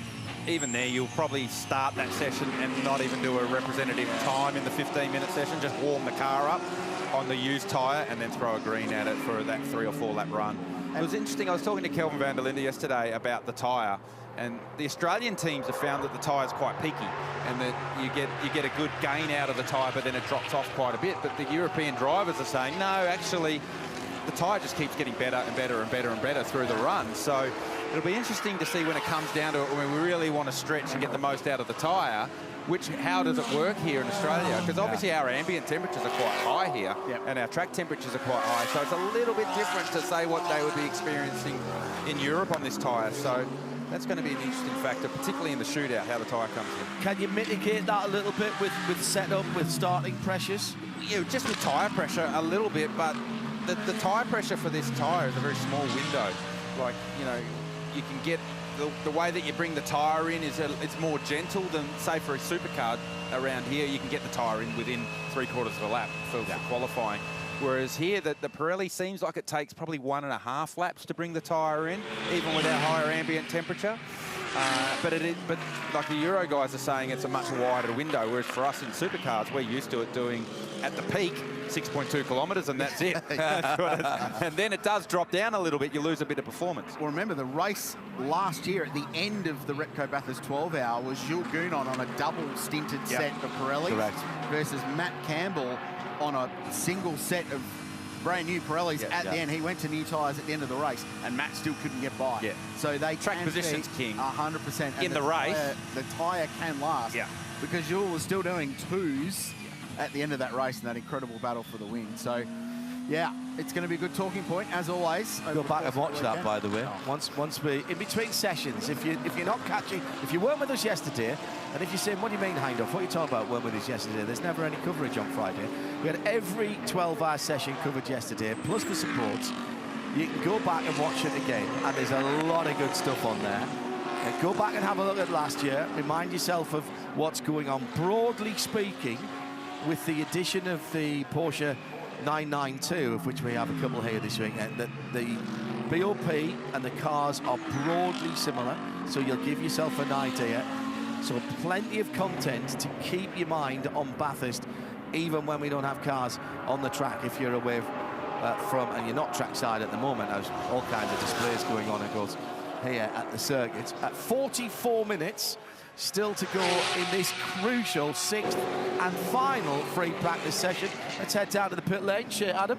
It's a crucial session, and there's a car that is crucially not out on the track. This would be the number 702. It's the one that Paul Tracy is currently behind the wheel of, and he is behind the wheel despite the fact that it is up not only on the jacks, on the high jacks. They have a battery plugged into the car and the computer, which is never a good thing.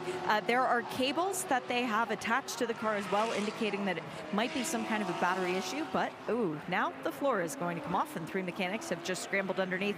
Could be an alternator issue. Interesting though, Paul Tracy not getting out of the car, and he's not exactly a guy who enjoys sitting in a hot race car if he doesn't have to. So hopefully they can get this car turned around pretty quickly, and we can see the black and yellow beast out on the track before the qualifying session is done. Thanks, Shay. That car will be a contender in the feisty little invitational class as the 31-year-old Canadian from Quebec, Mickey Grenier, goes quickest at a 2:04.21 for National Storage Racing. So good lap. Starting to see some more representative lap times.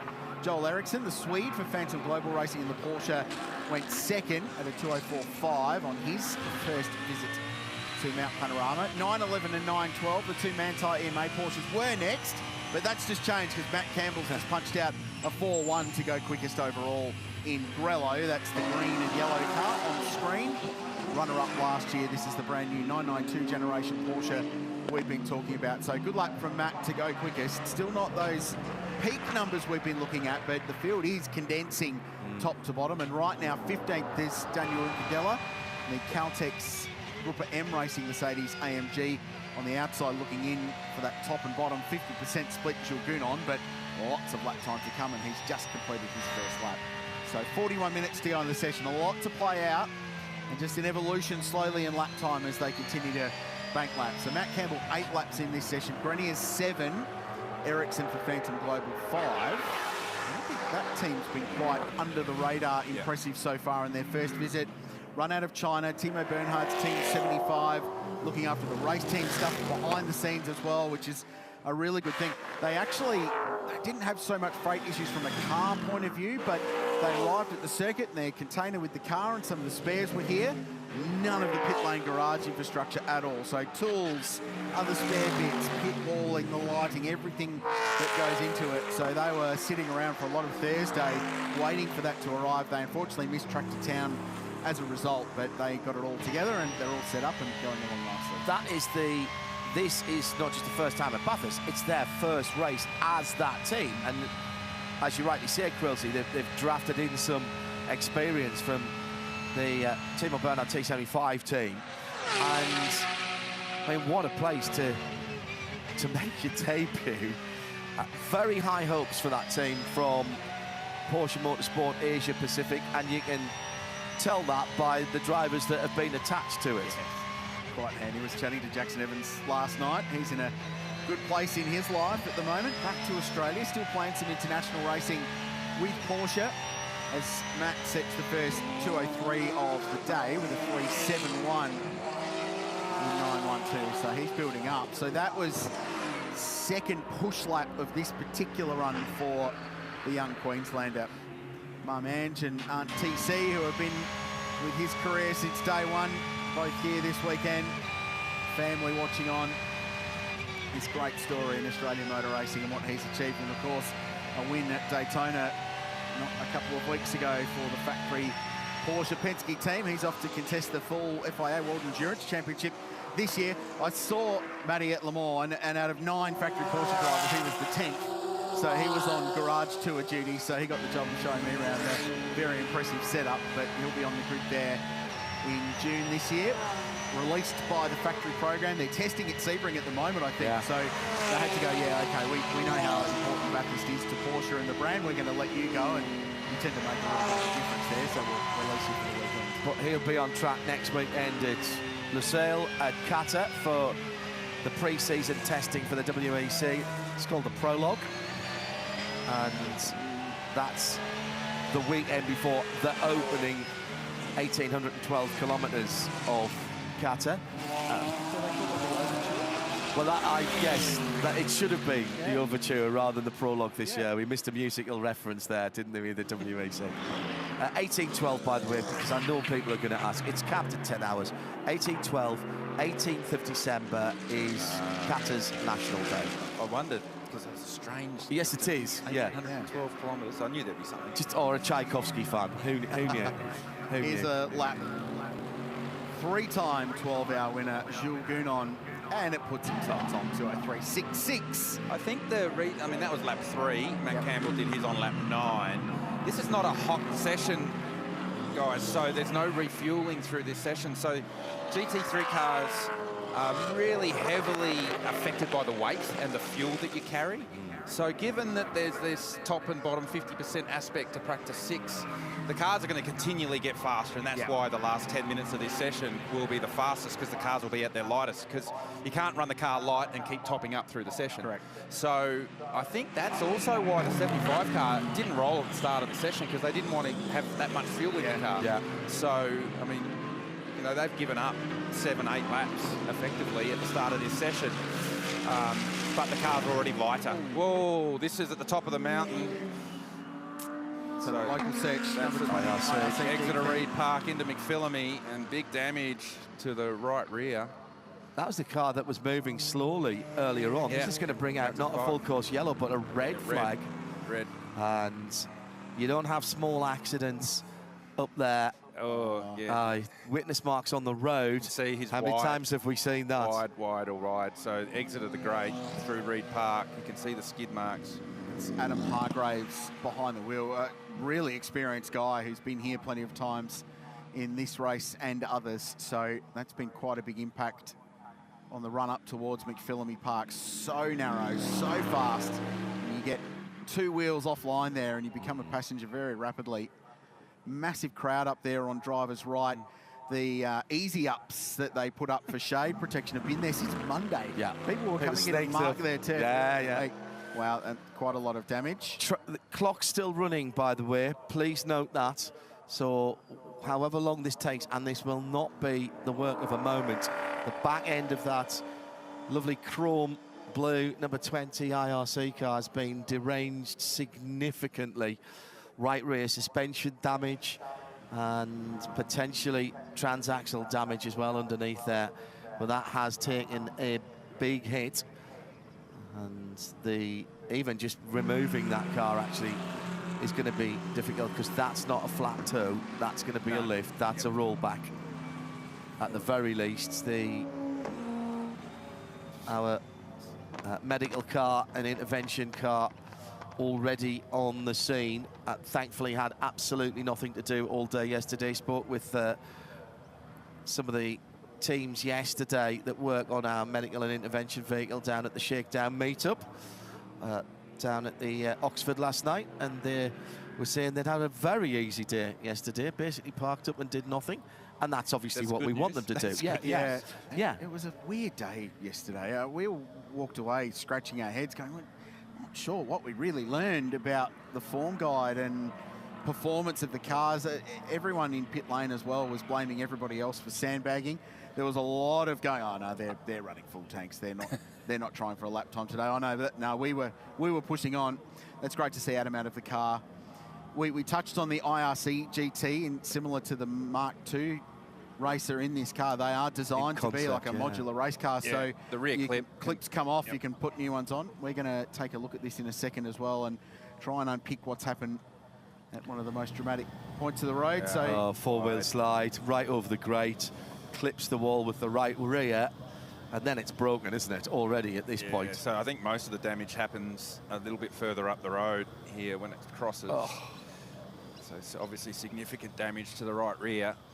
But then that's speed. I mean, that's still a lot of speed. Oh, that's 200 plus, and then I think we have more contact across the road here. So you don't have small accidents at the top of the mountain, because we often celebrate how much we love about the speed and the commitment required, but when it goes wrong, shows what happens when it does go wrong.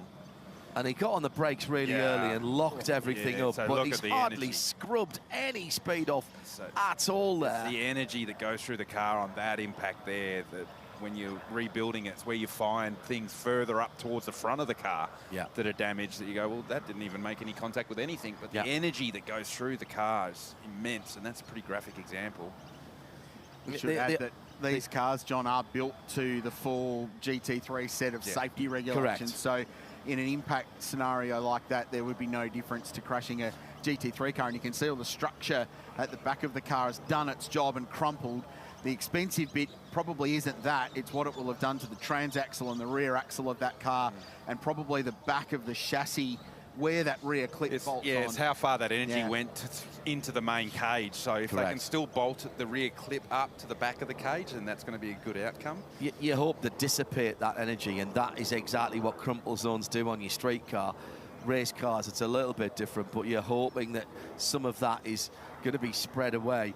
Looks like it might have even just popped the hood, the bonnet a little bit on its hinges.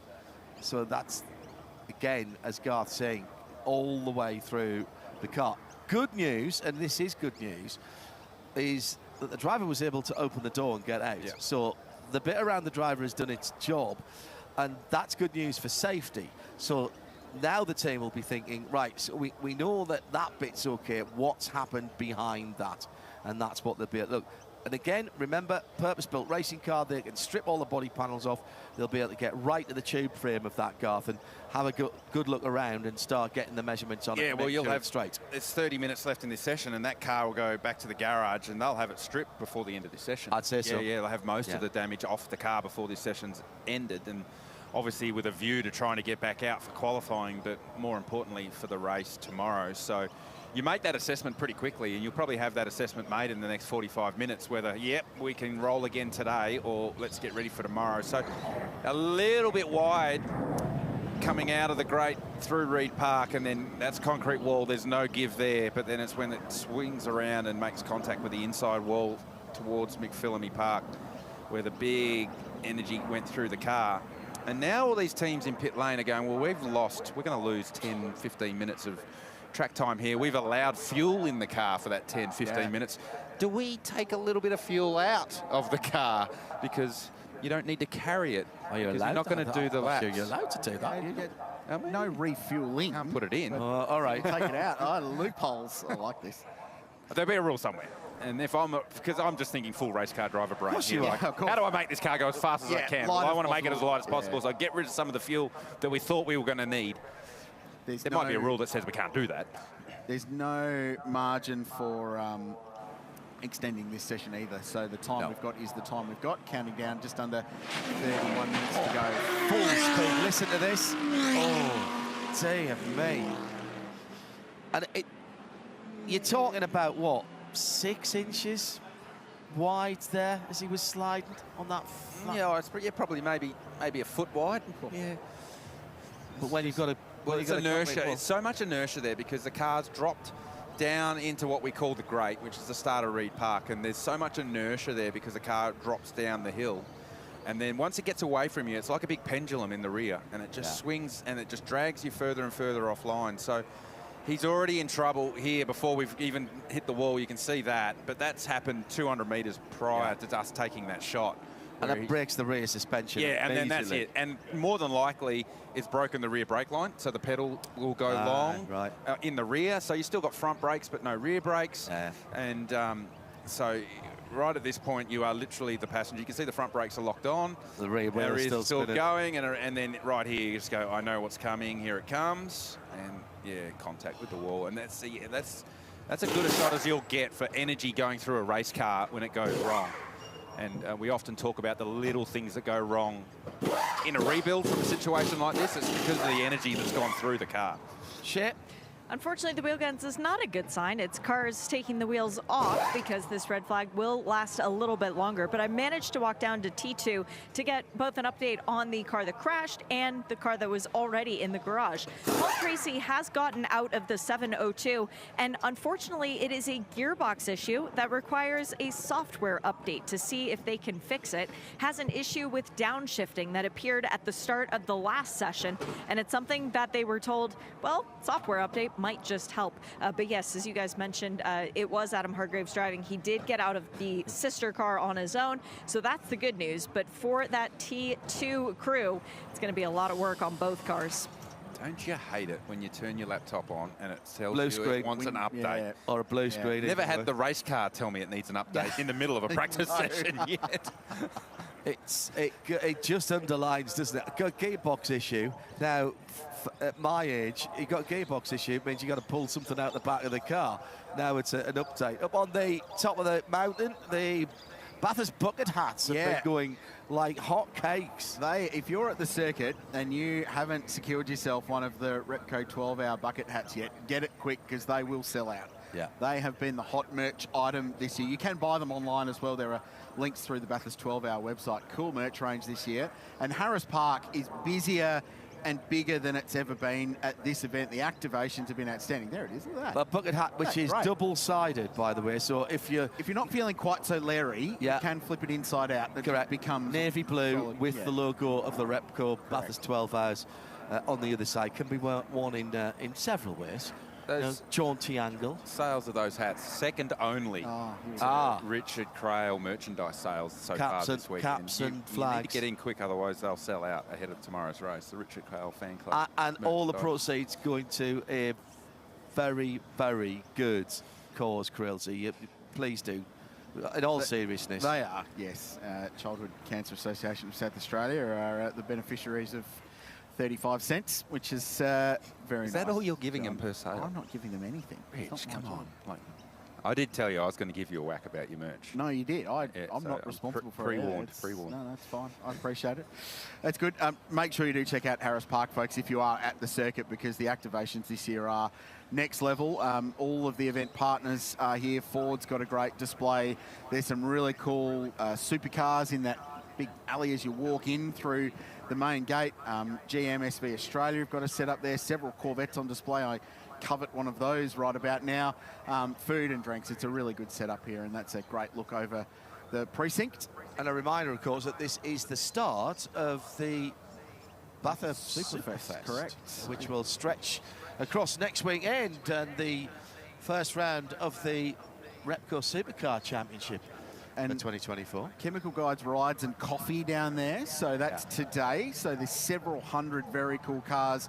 Cars and coffee's an awesome cultural thing that's going on at the moment. So great to have them there. And our best friends tomorrow at 5:45 a.m. right next to it, the Golden Arches with McCafe there. And Macca's, as you call it. Well, they call themselves that over here. They do. Don't they? Yeah. They will be our coffee provider in the morning. So I'm looking forward to that. Official coffee supplier of the commentary team. Yeah, correct. Absolutely. And everybody here tomorrow Intravenously, morning I think. as well. On the hour, every hour.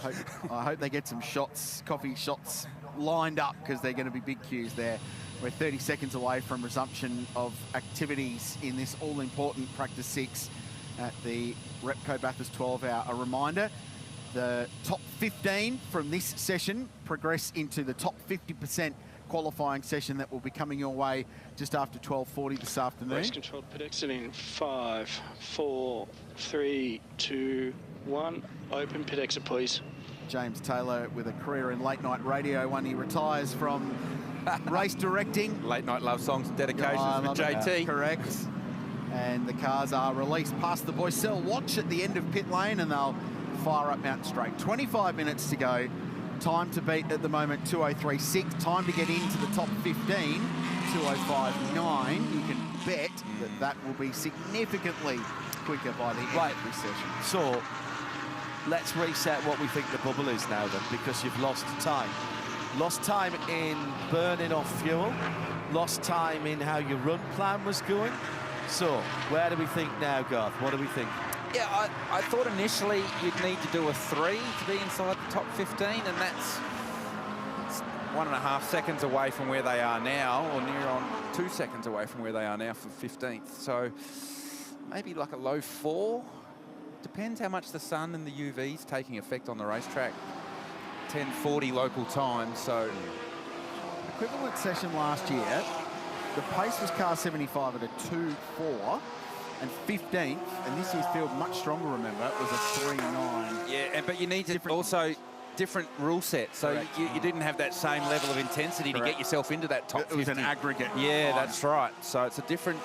When you compare year on year for those sorts of things, you have to take into consideration the regs.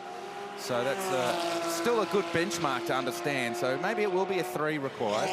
Krilsey, very quickly before we get back at the action, the Krilsey fan club merch, where can people get it? Because they want to donate money. Search for Shakedown and you will find it. The Shakedown group online. Yeah. Search for Shakedown. Jamie McEwen was asking that. Thank you, Jamie, for supporting it. They raised about $1,500 for checking and stuff. Yeah, it was brilliant. Shakedowns did it. Yeah, Brad and the rest of the guys, always good stuff. Great, also great source of information about getting to being at this event. I know a lot of the RSL collective members are talking about a global meetup here next year. In all seriousness, Darren Curry and Grant Donaldson from the 111 MRA Mark Carr's team donated a pair of Paddock Club tickets, which that's cool. As hard as hen's teeth, and they auctioned them off and made $1,500 for it, which is an outstanding job. So well done to those guys. It's a great cause. On board with Kelvin van der Linde, big entry oversteer into turn 1.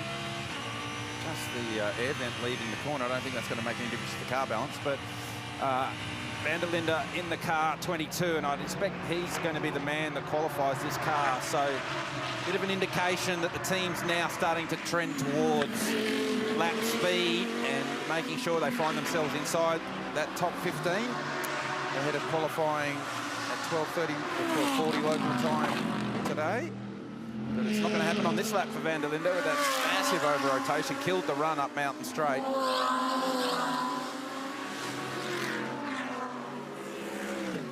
22 minutes then to go with light cloud cover at the moment.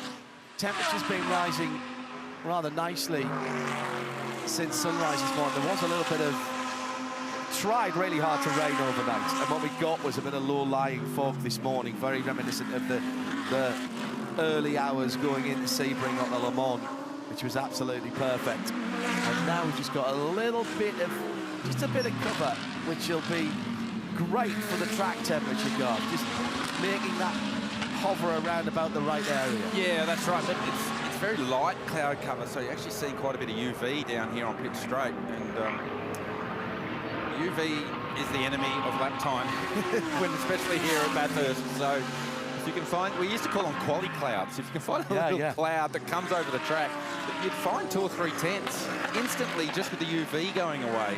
It's not necessarily the track temperature, it's the amount of UV that the surface receives. And how does a racetrack change if it gets resurfaced, which this place did relatively recently, and goes from worn lighter grey to very dark? Yeah, so the temperature has a much bigger effect, so the sunlight has a much bigger effect, because whenever we resurface a racetrack, and it's like whenever a road gets resurfaced, it's very black, very dark, so obviously black tarmac attracts the heat and radius, so track temperatures versus ambient temperatures much higher when the surface is brand new, but the flip side of that is whenever a surface is brand new, you get a huge amount of grip from it. So it's been a little while since Bathurst has been resurfaced. Phillip Island here in Australia has just been redone ahead of MotoGP later in the year. And some of the GT teams that were testing down there, it was near on 4 seconds faster at Phillip Island than what it was last year.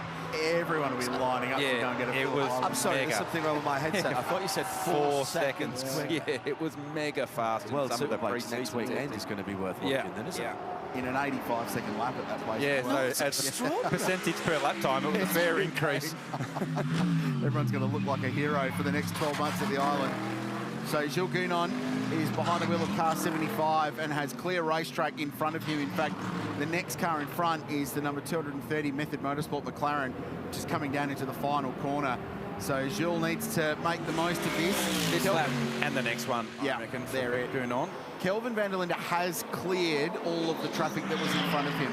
So he's got equivalent cars now in terms of lap speed in front of him. So he should be good to go. And in fact, he's just set the quickest middle sector of the session back in 8th position in car number 22. So this is going to be our first real representative look at a lap time now since we've gone back to green flag running. Gounon's lap still not utterly spectacular. Building up to it, it was a 4.2. Imagine going back 10 years and saying a 4.2 is not particularly spectacular. Yeah. And people would look at you like you're completely mad. What's wrong with you, Richard Trail? It's interesting just to watch the difference in lap times in the sectors. So the fastest first sector is Gounon with a 50.6. Van der Linde's just done a personal best first sector, but it's a 51.0. So 4 tenths Van der Linde to third with a 204.0. So we often talk a lot about how the different cars make their lap times in different ways. And the AMG Mercedes with that big torquey engine for the pull up here, up Mountain Straight. Some of the real weak aspects of the Audi has been the punch off turn 1 and the punch out of the cutting, which are both in the first sector.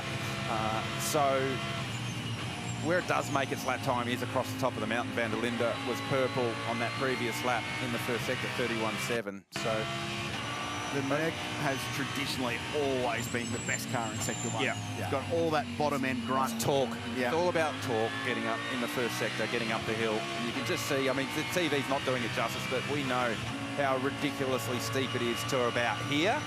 And then it's all downhill sailing. So found a little bit there, Van der Linde. Max Martin goes up into third in the 46 BMW. That car had to sit out 10 minutes for a red flag overtaking. Are we okay? Misadventure. We're all okay. Somebody had gone up. I think it's the KTM that's in front of Van der Linde. Certainly got a lot of orange on the car. No, it's not. I think it's Philippe Fraga. He's the next car on the road in the Group M AMG. Yeah. Dropped off the right-hand side. Pirelli's into the dirt. Didn't bunker it.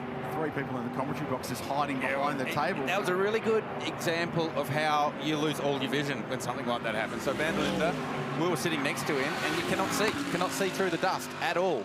So you could hear straight away he rolled out of it. This is a good lap to keep an eye on. Cam Waters got my attention in the first sector. Bang, to the top. 3.5. So he beat Van der Linde in the middle sector in a Merc. And he had clear track. He was the next car back with it. Had a big gap. He had the whole of Conrad between him and the next car. Have a go at the timing screen. For those of you that got a timing screen, it's all coloured. Yes. Maxime Martin's on a mega first sector. This will be interesting to see what this is like off the corner. No, it went away in the middle sector. They weren't very happy with 222, the STM car yesterday, Garth, at all. The early sessions were really hard work for them, and they were floating around in the sixes and couldn't get much more out of it. So they made quite a few big changes to that car later in the day yesterday, which with the changing conditions probably weren't reflected in lap time, but they felt like the car was better. They were a bit frustrated they couldn't run in practice 4 because it was a bronze only session and they're an all-pro car. They thought they were better off. They've backed that up today. They've verified that the changes they've made are good, and that car now has been switched on. So Waters quickest. Maxime Martin, middle sector wasn't special for him, but there's still improvement, 203.6. There's big lap time in that car. Totally. So let's head down to Shea in the pit lane. We've got 15 minutes left, coming down to 15 minutes, Shea. Are we seeing new sets of sticker tyres coming out, or did people put sticker tyres on earlier? You tell me, what's going on? We are seeing the sweat marks coming out on people's T-shirts. The poker faces are starting to drop off quite a bit because there are cars that feel that they should be within that top 15 that aren't yet, and cars that feel like they should be atop of the timing sheets that also aren't up there. We've got Jordan Love behind the wheel of the 88. This Mercedes has just put on 4 brand new Pirellis, and a couple moments ago we had Ross Gunn for the Heart of Racing. I almost said it, but I didn't. Mercedes. Ah, well saved. That nice. car came in again for 4 new Pirelli tires. So Ross went back out. He should now be on that fast lap. We've also got the Super Barn Mercedes in. That's the 47. They've just gone to stickers. And the number 2 Audi from the Melbourne Performance Center. They too have put a load of stickers on that car. And if you're wondering why we're not talking about Paul Tracy, that IRC TechWorks Motorsport Mark GT has been in the pit lane for whole of this session. It is a gearbox issue that requires a software upgrade. They've lost a 1 or a 0 somewhere. It's lying on the floor. If anybody sees it, let me know. 2:03.4 for Kelvin van der Linde goes to the top now. So finally gets a clear track. That's his 3rd push lap in this run. So they're learning as well for how qualifying is going to play out later in the day, both in main qualifying and then in the shootout later on. Lee Holdsworth goes to second and 3.5. Only 7/100ths behind Kelvin van der Linde 6,000 in the same car. So for Leroy, that's not a bad lap time. We'll be chuffed with that. So talking about tyres, and we're hearing from Shay, cars starting to roll on a green tyre or a new tyre. After that red flag, I would have put a set of tyres on the lowest kilometre used tyre that you had, and give that to your driver so they can play their eye in ahead of then putting a green tyre on, probably now with 15-13 minutes to go, so they can have a crack ride at the end. So Luke Youlden at a 2:05.5 is now 15th, and therefore the last car that we're getting to the top 50% part of qualifying, but I think that's going to change with 13 minutes to go. We'll keep an eye on that for you. Great lap, Holdsworth. So van der Linde, Holdsworth, Waters 1, 2 and 3, Martin next, and Jules Gounon. One person we haven't heard from this morning is our friend and buddy Chad Nailon. And I think that's Chad arriving. He's just arriving now. Yeah, he's just got his jet to the airport and then gets a helicopter to the track. There's different levels, Garth. Some of us might have merch, but some of us get private jets. And Chad not only Nailon, to the race, but from home from the race as well. Chad Nailon is in private jet territory these days. The rest of us fly commercial, but not Chad. He flies private. Some good sector times outside his back door on the way back. It's chopped straight to his back. Yeah. Some good sector times a little bit further down of cars that we may well see. Ross Gunn in the heart of racing AMG did a 4 earlier today in practice 5. So that's a car with potential performance to get into that top 15. David rookies there, though, remember. True, but he did the lap time, so there's no reason to say he can't get in.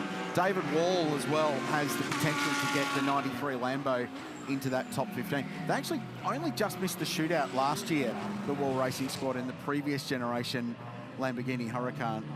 That new car they love. They say it's so much better to drive, much better balanced, easier to extract speed from, and they've just been building up to it all weekend long with David Wall, Adrian Dietz, Tony D'Alberto and Grant Denyer doing the steering. Luke Youlden, Bathurst 1000 champ, behind the wheel of car 44 for Valmont Racing. They're now the car that is 15th position. Youlden looking just to get himself a little bit further up the order. Yeah, I think you'd want to lay one down in personal best first sector. So Youlden on a lap here for this car just to buy a bit of safety. Another car that's certainly not in the 15 at the moment is Ricardo Feller in the number 2 Audi out of MPC. So you'd expect that car will be someone that wanting to get themselves inside the top 50. Challenging build-up for that team. They lost a lot of time yesterday with a sensor issue in the KFC Audi. They had to do a gearbox change overnight on that car as well. So it hasn't been smooth sailing for the car that counts Bathurst's favourite son, Brad Schumacher, among its driver lineup, and Marcus Winkelhock as well. Although Winkelhock was very quick earlier today, as you'd expect. The guy's been here 9 times, so he knows his way around Mount Panorama. This lap's gone away from Youlden, got caught up behind the AMG GT4 Mercedes, so he'll need to reset and have another go. Just under 11 minutes left in this session. Fella on a personal best middle sector and a personal best cumulative to the end. Oh, there he is, so he's going to get the same car. So rinse and repeat for both these Audis on this lap. So he goes to the outside, which will allow him to start this next lap. Which was a smart move, but a bit of traffic pollution in there, 5.8, so no improvement. And Paul Tracy is out of the pits, is he? No, still there. Sorry. I thought I saw something counting up there. I think they're parked up for the I rest think of it, you're right. not going anywhere. Fella, probably the car worth following in car 2. We'll keep you up to speed with him because he's the big name, the big entry that isn't in that 15 yet. And he has got decent clear racetrack in front of him. He's following Luke Youlden. So, yeah, I mean, Luke Youlden, Ricardo Feller, Tony D'Alberto. So 2 Audis and the Lamborghini would be the 3 that are playing for that spot. The best thing is, for us, not necessarily for them. One of them's going to miss out. There's going to be someone disappointed at the end of this session about not making the top 50%. It's great for us because it shows how deep this field is. Well, it's not the end of the world, like we said earlier, it's not the end of the world because you still get to go in quali, but you'll have to qualify with some of the slower GT4 cars and the invitationals. So the potential to have your lap held up, like we saw for Luke Youlden and Ricardo Fella, is higher in that slower 50% group. Shea Adams in the pit lane. I can hear more Rattlegun. Shea. You were a little premature saying Paul Tracy was out of the pit lane, but he was rolling down it. That car is on the racetrack now. Great job to the T2 crew for getting the car back out before the end of the session, so at least they can do a shakedown with 10 minutes. But well, when the car rolled out, there was 10 minutes to go. There's 9 minutes to go now. They should actually get a few decent laps. And you guys were talking about rinse, repeat, you know, put new tires on the car, go again. The fastest car in the session, Kelvin van der Linde is still behind the wheel, came in, put new Pirellis on. It's still sitting in the garage, and it's still up on the hijacks with the mechanics very slowly rotating all four of the Pirellis by hand, but they are ready to go again if need be. I have no idea why they would, but the sister car, the number 9, that car was second fastest the last time I looked. That car is going again. Building up towards a very important last 3 or 4 laps with 8.5 minutes. If you're just joining us, nice timing here at the Repco Bathurst 12 Hours for 2024. And this is the next, well, basically this is going to decide when and who, if you qualify. And as we've made the point, it won't stop you getting pole position, potentially, or qualifying through to the shootout, the Pirelli shootout. But you're going to have to plan and scheme a bit more, Krillsy, if you're in that bottom 15. Paul Tracy on screen, so that's the IRC GT. TechWorks Motorsport back on track. Had the fortunate ability to go and see Paul race a champ car in its full pomp and 900 horsepower circumstance on the Gold Coast in the early 2000s, and those things were the coolest racing cars that have ever existed. While that's all been going on, Jordan Love has gone quickest for Johor Motorsport, JMR 888 at a 203.0. Ross Gunn, 203.25, goes second. Good lap for Heart of Racing. 0.1 behind, and van der Linde back to third. That was scary. That was nearly a plane crash, that one. Well, 2 AMGs coming out of the BMW M elbow, and just enough peripheral vision to stop something very nasty and very expensive happening there. We just threw Chad Nalon under a helicopter before. That would have been one at that point of the road. That's right. So we heard from Shea saying that they've got new tyres on Kelvin van der Linde's car, and they're just sitting there on the jacks rotating the tyres, and they were doing the same thing for Lee Holdsworth in the team car. What they're doing there is actually trying to get a bit of heat soak into the tyre and get a bit of extra temperature in the tyre before they leave pit lane, so the tyre switches on a bit more quickly. So that's also a bit of pre-planning ahead of qualifying to understand how the tyre comes in. So listen to the engine and listen to the gear shifts. Coming up to Griffin Bend now. What was the number 2 there? Yeah, I've seen that on all the AMGs, that readout number 2. I'm not sure what that is. It's not the gear number. So whether it's an ABS number or a traction control number, which traditionally would have on the dash rather than a bigger readout like that, I'm not so sure. That lap important too. Maro Engel, only 15th at this point. Reigning pole sitter. And it's curious, I mean, the intensity level is going to go up now, which when the intensity level goes up, the potential for red flags comes up. Yeah. So if you find yourself close to the bubble and the red flag comes out with 5 minutes to go, you won't get a crack. It's a corresponding curve, isn't it? As the intensity comes up, so does the risk. So what's interesting is the ultimate lap time. Warning car 88 for pit lane speed. The ultimate lap time is a 2:02.4. We're half a second away from that at the moment with Jordan Love, which is exactly where you thought we might be for the bubble. So this session has not picked up the pace we expected it to. Well, no, it hasn't. And Engel's on a lap here, which personal best first sector, personal best second sector, but he's half a second away in the first sector and 7/10 away in the middle sector. So whilst this car's going the fastest it's gone so far in this session, it's not going as fast as we would expect it to go. But in 5 minutes, the time to get into that top 50%'s gone from a 5.5 to a 4-3. Yeah, I told you it would come in. It would certainly come in. So Engel's going to do a lap here that will move him up, but it's not going to move him to the top or anywhere near the top. So comes to 12th, which I wouldn't say that's super safe when you've got Brock Feeney behind you, Ricardo Fella behind you, Picarello behind you. Tony D'Alberto can do a lap around here. So we saw the heroics that Brock Feeney did in this car last year. Oh, yeah. I saw Nick Percat's name there. I was going to go, well, he could do it, but he's done a 6. He's not allowed to. With a 0.3 of a second off the maximum that time car's allowed to do. Let's quickly check in with Shay as we move into the last 4 minutes. Seeing a lot of cars that have already pitted and parked up, including the fastest car with Jordan Love, and that has now just changed because his sister car has pipped him for the fastest time with Brock Feeney. They're getting ready to take that car in too. Ross Gunn already in the garage and Kelvin van der Linde still in the garage. Jules Gounon came in a long time ago in the Sun Energy One Mercedes and has not indicated to go back out. One of the BMWs was out on the track for quite some time. I think that's the 46 that's still out there, but it was Valentino Rossi that they put back aboard. So Maxime Martin, having done the lap time, the sister car has been in for a little while. That's the 32. Sheldon van der Linde was the one who qualified that. Another great lap from Brock Feeney in a GT3 car at Mount Panorama. Lost pole by a 10th last year. Would have been a hero had it not been for that incredible lap from Maro Engel, continuing to prove how diverse and skilled a driver he is. So the first 2 of the day with a 2.94, 10th quicker than Jordan Love. Triple 8 cars, 1 and 2. Yep. Well, they certainly know how to make a car go fast around Bathurst, so yes, there's no surprise there. Got good drivers in the cars. Brock was super strong last year. And now all of a sudden it's the number 2 Audi and Ricardo Fella back on the bubble. Back on the bubble, and exactly so. And he's got Picariello behind him, Alessio in that number 911.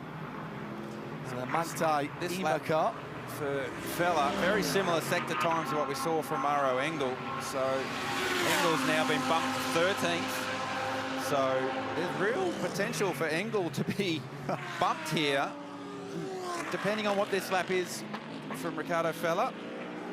This car certainly not showing the same sort of speed and performance that we are seeing from Kelvin van der Linde in the number 22 Audi. David Russell goes up to 16th position in the number 47, the silver class Superbarn Supermarkets Tagati Motorsport car. So Fella improves to 13th, still only a 4.0. Dropped the wheel on the exit of the final corner. Maybe cost him a little bit of time, maybe a 10th or so. He's going again, isn't he? He's not lifted off that, not yet. 13 cars covered by exactly 1 second. But you go down to David Russell, he's 1.5 off 16th. So it's incredibly close. The closest we've seen as the field compacts the race towards qualifying. Feeney pits the National Storage Triple 8 car. Picarello goes to 5th. Engel to 15th. And Glenn Wood's on a really good lap. Dave Russell's on a very good lap. Tony D'Alberto's on a very good lap. So not in our wildest dreams did we think that Maro Engel was potentially going to be bumped out of the top 50. Huge story.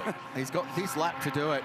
He's still top of Mount Panorama. He's on a personal best first sector, is Engel as well. So Crozier was spot on about the 991 Gen 2 car.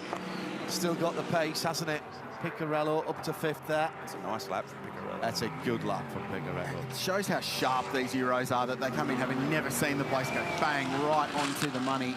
So good lap, 911 5th. This is Valentino Rossi, car number 46. This time, so they've done a 3.6. I think they're safe in this one. Cam Waters going round again in 222. Personal best cumulative lap over the first 2 sectors. So he's going quite well, and this is Maro Engel. This is important. He might get one more shot. In fact, he will, just if he needs it. This will need to be a good lap time from Maro. Personal best first, personal best second. And he goes to 12th at a 3.7. He's 0.8 away from the top spot. I'm uncomfortable there. You'd think you're safe, but here comes Fella, who's on his second, to the end of the second sector, was very similar to Engel. Stays off the dirt this time. He stays 15th, so there's some real nerves in that garage. He's got this lap as the checkered flag falls right now. Checkered flag, close pit exit. So Engel D-Russ is on a lap in 17th in car 47. He's just started. Final flyer for number 2. The KTM at Forest Elbow. While all that was happening, Garth, as well, Cam Waters did go to the top with a 2:02.91. 2,500ths quicker than Brock Feeney. So that STM car has been switched on overnight. He's genuinely very quick. Trent Harrison, the KTM's gone off very early in the piece. So that's it. Turn 18, driver's right. The yellows would have been out at Forest Elbow, so you wouldn't have been able to improve your lap time. So Fella survives in 15th. Wow. Bastian Boos, Phantom Global, misses out 16th by 0.149 of a second. So he'll be in the bottom half of qualifying, bottom 50% and top 50% split for those sessions coming up a little bit later on this afternoon, 12:40 p.m. Australian Eastern Daylight Time. They'll be live on the screens of 7 Fox and KO in Australia and live stream around the world. It's going to be a pretty good session. And just a reminder, Garth touched on it, John touched on it, doesn't mean you're out of contention for the shootout. You can definitely get through. The 10 fastest cars from those 2 parts of qualifying will go through to the Pirelli shootout. That's where my mind went straight away. So who's going to surprise us in the slowest group? Clearly, the number 13, 911 Porsche. Bastian Boos was at the wheel. Oh, Harrison was wide on entry. Wide. Yeah. So not just locked up and run wide. Big damage to the KTM. That now becomes a big job. That's not going to run in qualifying, I wouldn't imagine. I thought he was off in a strange place. I said it was early in the corner. The accident happened 80 metres further back away. up the hill, yeah. So just wide on the, we used to call it rock face because there never used to be a concrete wall there. It was literally you apex on a rock face. And the rear of the car got away from him. And he's got damage on the right rear as well. Maybe we've hit even inside earlier. wall. Yeah, he's hit the right-hand inside wall. Yeah, it's a good pickup, and that's thrown him in. It is a game of inches. Well, let's just confirm then the results of free practice 6. But Crailsey, that top 10, all in to the top 50% plus the next 5, and that is job done for them. It's Cam Waters who did the job in the end by a tiny margin over Brock Feeney. Jamie Whincup did the time in car 88. Heart of Racing, that's an awesome performance. Ross Gunn did the time there with basically a 3-2 to get in. And how's the margin? So 14 cars covered by exactly 1 second. 15 by 1.03, and if you're Joel Eriksson and you're Bastian Boos and Jackson Evans, you missed the top 50% by 0.1 of a second just on the outside looking in. What that bottom 50% session will do, gents, is set the grid for the Invitational class and for the GT4 class. They will be their qualifying positions. That's where they'll start the 21st running of a 12-hour race at Mount Panorama at 5:45 a.m. tomorrow morning. I think it's the only time in the year that I don't mind having to be at work at 5 o'clock in the morning. Normally there's only 1:05 in the day for me, and that normally would involve... It's a 24-hour race in France, isn't it? Well, that's about it. Yeah, but even then, yeah. A five for me in the evening means some kind of foo-foo drink with an umbrella in it. That's, you know, that's what I'm looking for. Just quickly want to point out that the bump time was in the 3s. Yeah. Who said that? It was mentioned at the start of the session. It was. Nicely done. I'm still not sure how much we can take from that and where we might want to put that with $5 for pole. For me, BMW looks really strong. Okay. We have not seen what that BMW can do. So I think AMGs maybe are starting to show us everything they have, but the BMW has a lot more performance in it than a 3.5. Well, and the closing thought for me is depth. This field is really deep, so competitive, and the battle to get into the shootout is going to be properly intense. The battle to get in the top 50% was intense. We're going to narrow it down another 5 cars. It's great. That's going to be cool. Have a final word from Shea Adam before we wrap up free practice 6. She's down in the pit lane. See if we can speak to the fastest man really quickly. Cam, thanks for coming away from the debrief, by the way. We know you got the fastest car in that session, but is it good enough to make sure you're in the top 10 after the next one? Yeah, it was obviously a better session for us. We've really struggled kind of all weekend so far, and just trying to get the thing to handle a little bit better in a straight line. So super slow down the straights. Yeah, we're making progress. The car's quite nice over the top of the mountain, so we'll put our heads together and try and make it a little bit better. I'm not sure. I'm sure there's a few others sandbagging out there, but we'll see what happens in the next session. How much of that pace that you just showed is a thank you to these crew guys who are working tirelessly on your car? Oh yeah, every time we go out, we want to rag the thing and try and get it up the top to repay, you know, the whole team and you know, Scott. And yeah, so far it's been such a fun kind of campaign with the testing and so far this weekend with the whole team. So it's been great. We just obviously need to get the job done in quali in the race. Good luck in qualifying later on, and hopefully we see you in the shootout. Thank you. That's Cam Watkins out of the number 222 STM Mercedes. Shea Adam was down in the pit lane, Garth Tander and Richard Crail in the Global Broadcast Centre with me, John Heintorf. And Jet Rangering in, we'll have Chad Nerlin for the next session. As soon as that gets parked out the back, he'll be talking to you later on. Thanks to our intrepid camera operators and of course to all the marshals and recovery vehicles recovery crews who had a little bit more to do in that session. Don't go too far away, whether you're trackside or further afield. We've still got the battle for pole to come. Who's in the top 10 and then who wins the Pirelli shootout for the Alan Simonson Trophy? That's all still happening here on Super Saturday for the Repco Bathurst 12 Hours.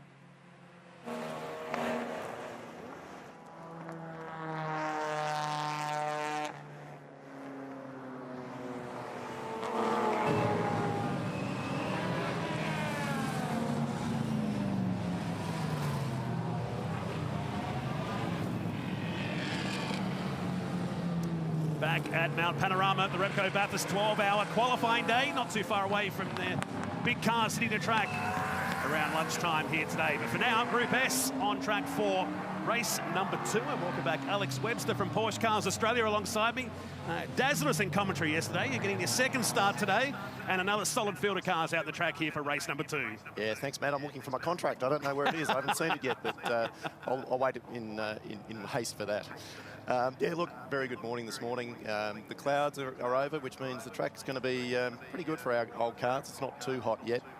Of course, running old cars up this mountain, it's pretty tough. The humidity's kicked in the last hour or so here. We had a very calm morning with heavy fog around the district, but nothing over Mount Panorama, which was interesting to see. We look at the field here, a top 10 inversion once again from yesterday, so that really spiced up the racing for the fast guys from qualifying, like Terry Lawler, that had to charge through, and Jeff Morgan in a race that went down to the final kilometre. It sure did, yeah. It was really interesting, wasn't it?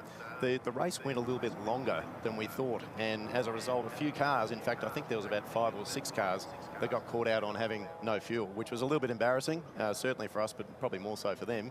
And of course, now they've got to start rear of grid. So guys like Doug Barber, who was running about 3rd outright, is now starting all the way back from about number 29. So watch for him. The car 911, the Porsche 911 with the Martini stripes, yellow headlights, he'll be charging through.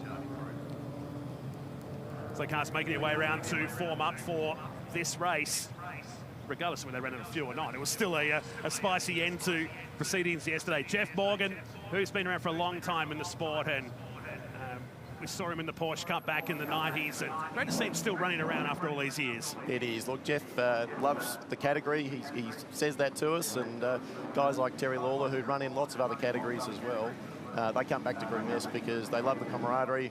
It's good fun, it's clean racing, and just a great variety of cars. I think that's the great thing about our category is you've got cars like that on screen, a 1275 Sprite against things all the way right up to a 7-litre Corvette. So everything in between.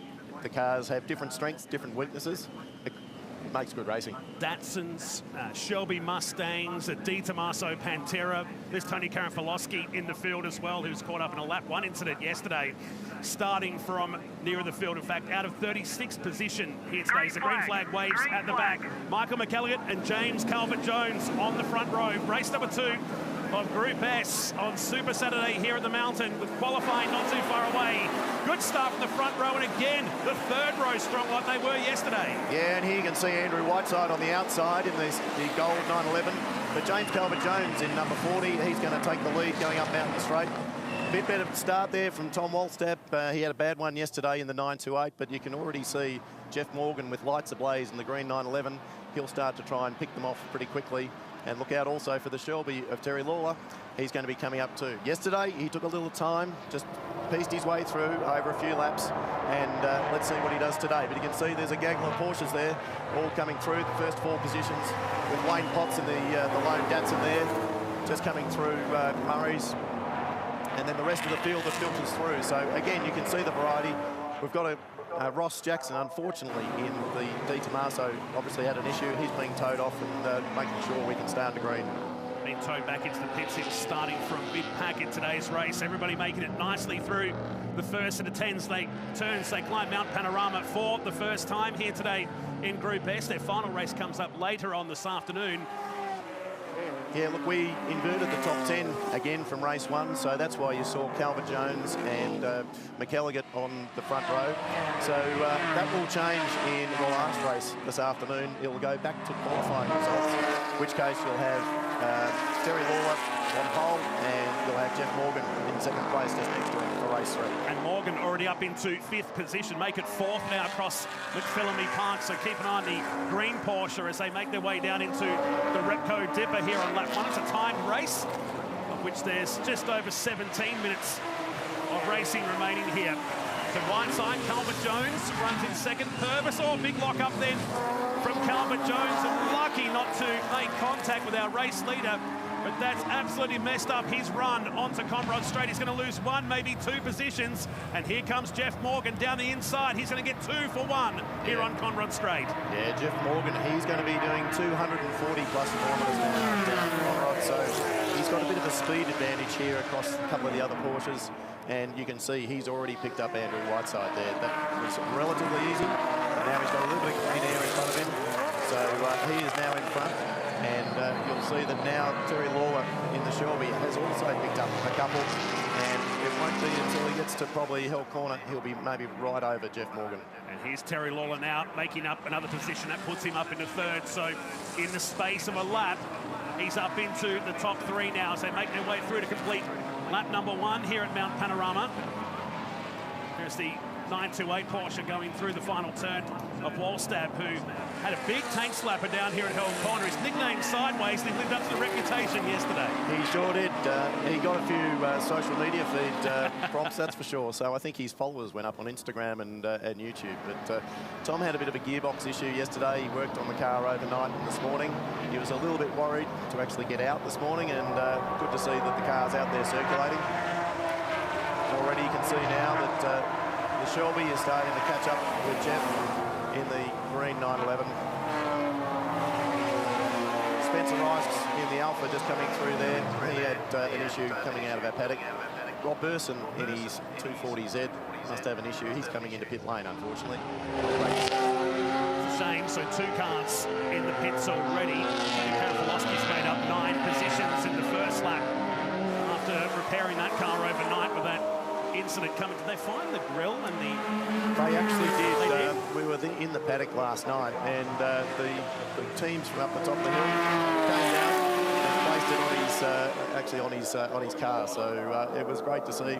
I don't think he's reinstalled it, but at least he's got a car. You find it for the weekend. They are collector's items these days. So as it was yesterday, Morgan and Lawler to the front from the 5th row on today's grid. And later today, we go to a top 10 from qualifying for the final race. So it's a mixed way of doing it. How are the drivers receiving that? We've never done it before. So for us, it's been an interesting test. And for the most part, I think everyone has thought it's been a bit of fun. It meant that these guys that are out the front normally actually had to work a little bit. And you can see we're only a couple of laps in, and they've got back to where they probably should be. But it's mixed it up, makes good better TV anyway, Matt. Absolutely. Lawler looking to make the move here. Morgan pulls the right-hand side to the Mustang, taking on the Porsche on the way down into the chase. About 10 kilometres now, speed differential through the speed track there, so just enough to get past. I think you'll find Terry will actually just try and manage this. He couldn't fit any more fuel in that car yesterday, apparently. So I think he will try and make sure. Today's race probably will be a little bit, that was close with Spencer Rice there and James Calvert-Jones. Great driving to try and avoid that. But yes, Terry could not fit any more fuel in that car. And he said he was managing yesterday with rolling out of the throttle. And didn't quite make it. So that would back up our claim. We would hear him coming out of the corner. He was almost like a ghost car coming out of the corners. He was, and he wasn't the only one. There was quite a few cars. Hugh Harrison was the same in his Alpha. There was a number of cars that were really light on fuel. And quite a few got caught out. Nice battle pack brewing here in the bottom of the top 10 as they come through to start another lap. Doug Barber is in that mix as well. He's in 13th position. Yeah, so Doug's come back from 29th. He was one of the ones that ran out of fuel yesterday. You saw he very expertly put it off the track to when he ran out of fuel just coming through the cutting. So you can see Tom Wallstab and also Dave Baker giving a fair bit of room there, knowing that he's actually quite good, Doug Barber. He was up in 3rd yesterday, so he's starting to make his way through. He's now up into, I think it's now into 11th. So up through Griffins we go here with 12.5 minutes remaining. The gap is 2 seconds between Lawler and Morgan, who's on a good lap now, but a further 6.5 seconds back to the 3rd and 4th place battle. Purvis and Wayne Potts. Happy birthday to Wayne Potts, incidentally. Turns 40 today. Nice way to do it at a racetrack. Wayne has got that car just beautifully prepared. He drives it fantastic. He's one of the younger guys out there, and he's certainly doing it justice because he's really done a great job driving that car, which arguably is being outnumbered by some of the bigger horsepower cars. Across the top of the mountain we go. There's a mixture of cars in this battle pack across through McPhillamy Park. So Barber has been released. He's up into 11th position now. And this is where competitor for 10th position now, but a few seconds down the road. Exactly. Joe's a little bit more tentative over the top, shall we say, and so you can see now a bit of a conga line of cars lining up. The problem is we'll get to Conrod Straight, unleash the fury on the Corvette, and there'll be the same elastic band between those two cars. The MGs battling out here, the battle of the open tops. Past the Ridges Hotel here on the replay if you're watching a super screen coverage at the track, or on the live stream today. Repco Bathurst 12 hour under. Cloudier conditions are what we arrived at earlier today. Certainly the temperatures are up on yesterday. As the field make their way down to complete another lap. Lawler sits at 2 seconds in the fastest lap of the race, 2 minutes 34.04. Just under 11 minutes of racing remains. Yeah, Terry's about 1.5 seconds off what he did in qualifying, and Jeff's about on his pace for qualifying. So I think they're certainly doing what they need to do, and you can see that gap back to Purvis is starting to creep out. So again, watch for Doug Barber. He will still be in traffic, so he's only doing 2 minute 43s. But as he starts to hopefully make through, then he'll start to maybe make a bit more inroads towards those other Porsches. Andy Purvis, Wayne Potts in the Datsun, Andrew Whiteside, and then David Caneen, who did a great job leading yesterday about the first 2 or 3 laps. So Barber has some clean track now to start lowering those lap times. It's a big move from 29th on the grid and competing with cars at different speeds. Lock up here into the chase. Yeah, Warren Hodson, his little Sprite, now being chased by Matt McGrath. 105 Alpha. Matt was one of the ones that came from rear and grid as well. He ran out of fuel. So he hung his head in shame, unfortunately, because he was having a great race yesterday, unfortunately, along with Graham Golson, who also, another Alpha, that ran out of fuel. Seemed to be a popular trend yesterday during that race. It was Tim Linus and the other 928. And you can see Graham Golson, who we just mentioned. He's at the back of that 3-car trio in his little Alpha 105. It's good to see some familiar surnames returning to Mount Panorama. Here's a replay of the lockup. Little Sprite down there in the chase. Just got a little deep under brakes. So you can see the V8 of the 928 going up Mountain Straight. Pulled a bit of a gap there over Doug Selwood. From 23rd up into 18th position yesterday for the 928. This is further down the field now. So the 9-car of East has copped a 5-second penalty. Now that would be for jumping the start. It'd normally be the case after a couple of laps. I would have thought so. That'd be a jump start, unfortunately. You just mentioned Graham Golson. His father Ray, obviously a long-time competitor here in the big event, and he was growing up at this track as a kid, and now as a car dealer himself. He's a Porsche dealer, as well as a number of other brands in Canberra. So it's great to see him out here this weekend. Alfa Romeo dealer too, if memory serves me right. He certainly is. Yeah, absolutely. Been racing here for a long time now. Here are our leaders, and they're disappearing from the rest of the field. Is a 16-second margin now back to Purvis, and they're trading fastest laps, these two. Terry Lawler will be keeping an eye on the fuel gauge as well as the mirror here as he comes through to complete another lap. Sits at 1.3 seconds and matched fairly similar in their lap times. Morgan sets his fastest lap of the race now, 2:33.5, as they make their way through Hill Corner and climb the mountain once again. Yeah, and you can see the cars behind. So there's a gap there of about 17 seconds to Purvis, but then between 3rd and around about 7th, there's actually not that much in it. So there's a group of cars behind this. There's some good close dicing going on. So you can see Purvis there, and then a couple of seconds behind, there we go, Potts, Whiteside and Caneen. So they're all chasing down to try and get to the podium. Purvis is one of those lucky guys in the top 10 whose position won't really change much going into this afternoon's race, should he stay where he is. His qualifying result was 4th yesterday. Here's Potts, that beautiful Datsun 280Z. 74 there, the 3-litre career of Andrew Whiteside. He started on the front row yesterday. Good to see that that car's been running well, and he's just had a freshen up over. The car has had a freshen up over the break. Well, he may have had a freshen up too. Maybe. Beautiful gold livery adorns this 911 as they climb up through the Sholford towards Solomon Park. These guys back in 4th and 5th position. He just managed to get past Wayne Potts there, so I don't know if Wayne missed a gear or what it was. He's managed to sneak past. This car seems to be incredibly camera shy, the Potts car. As the numbers yesterday during the first qualifying session of the weekend.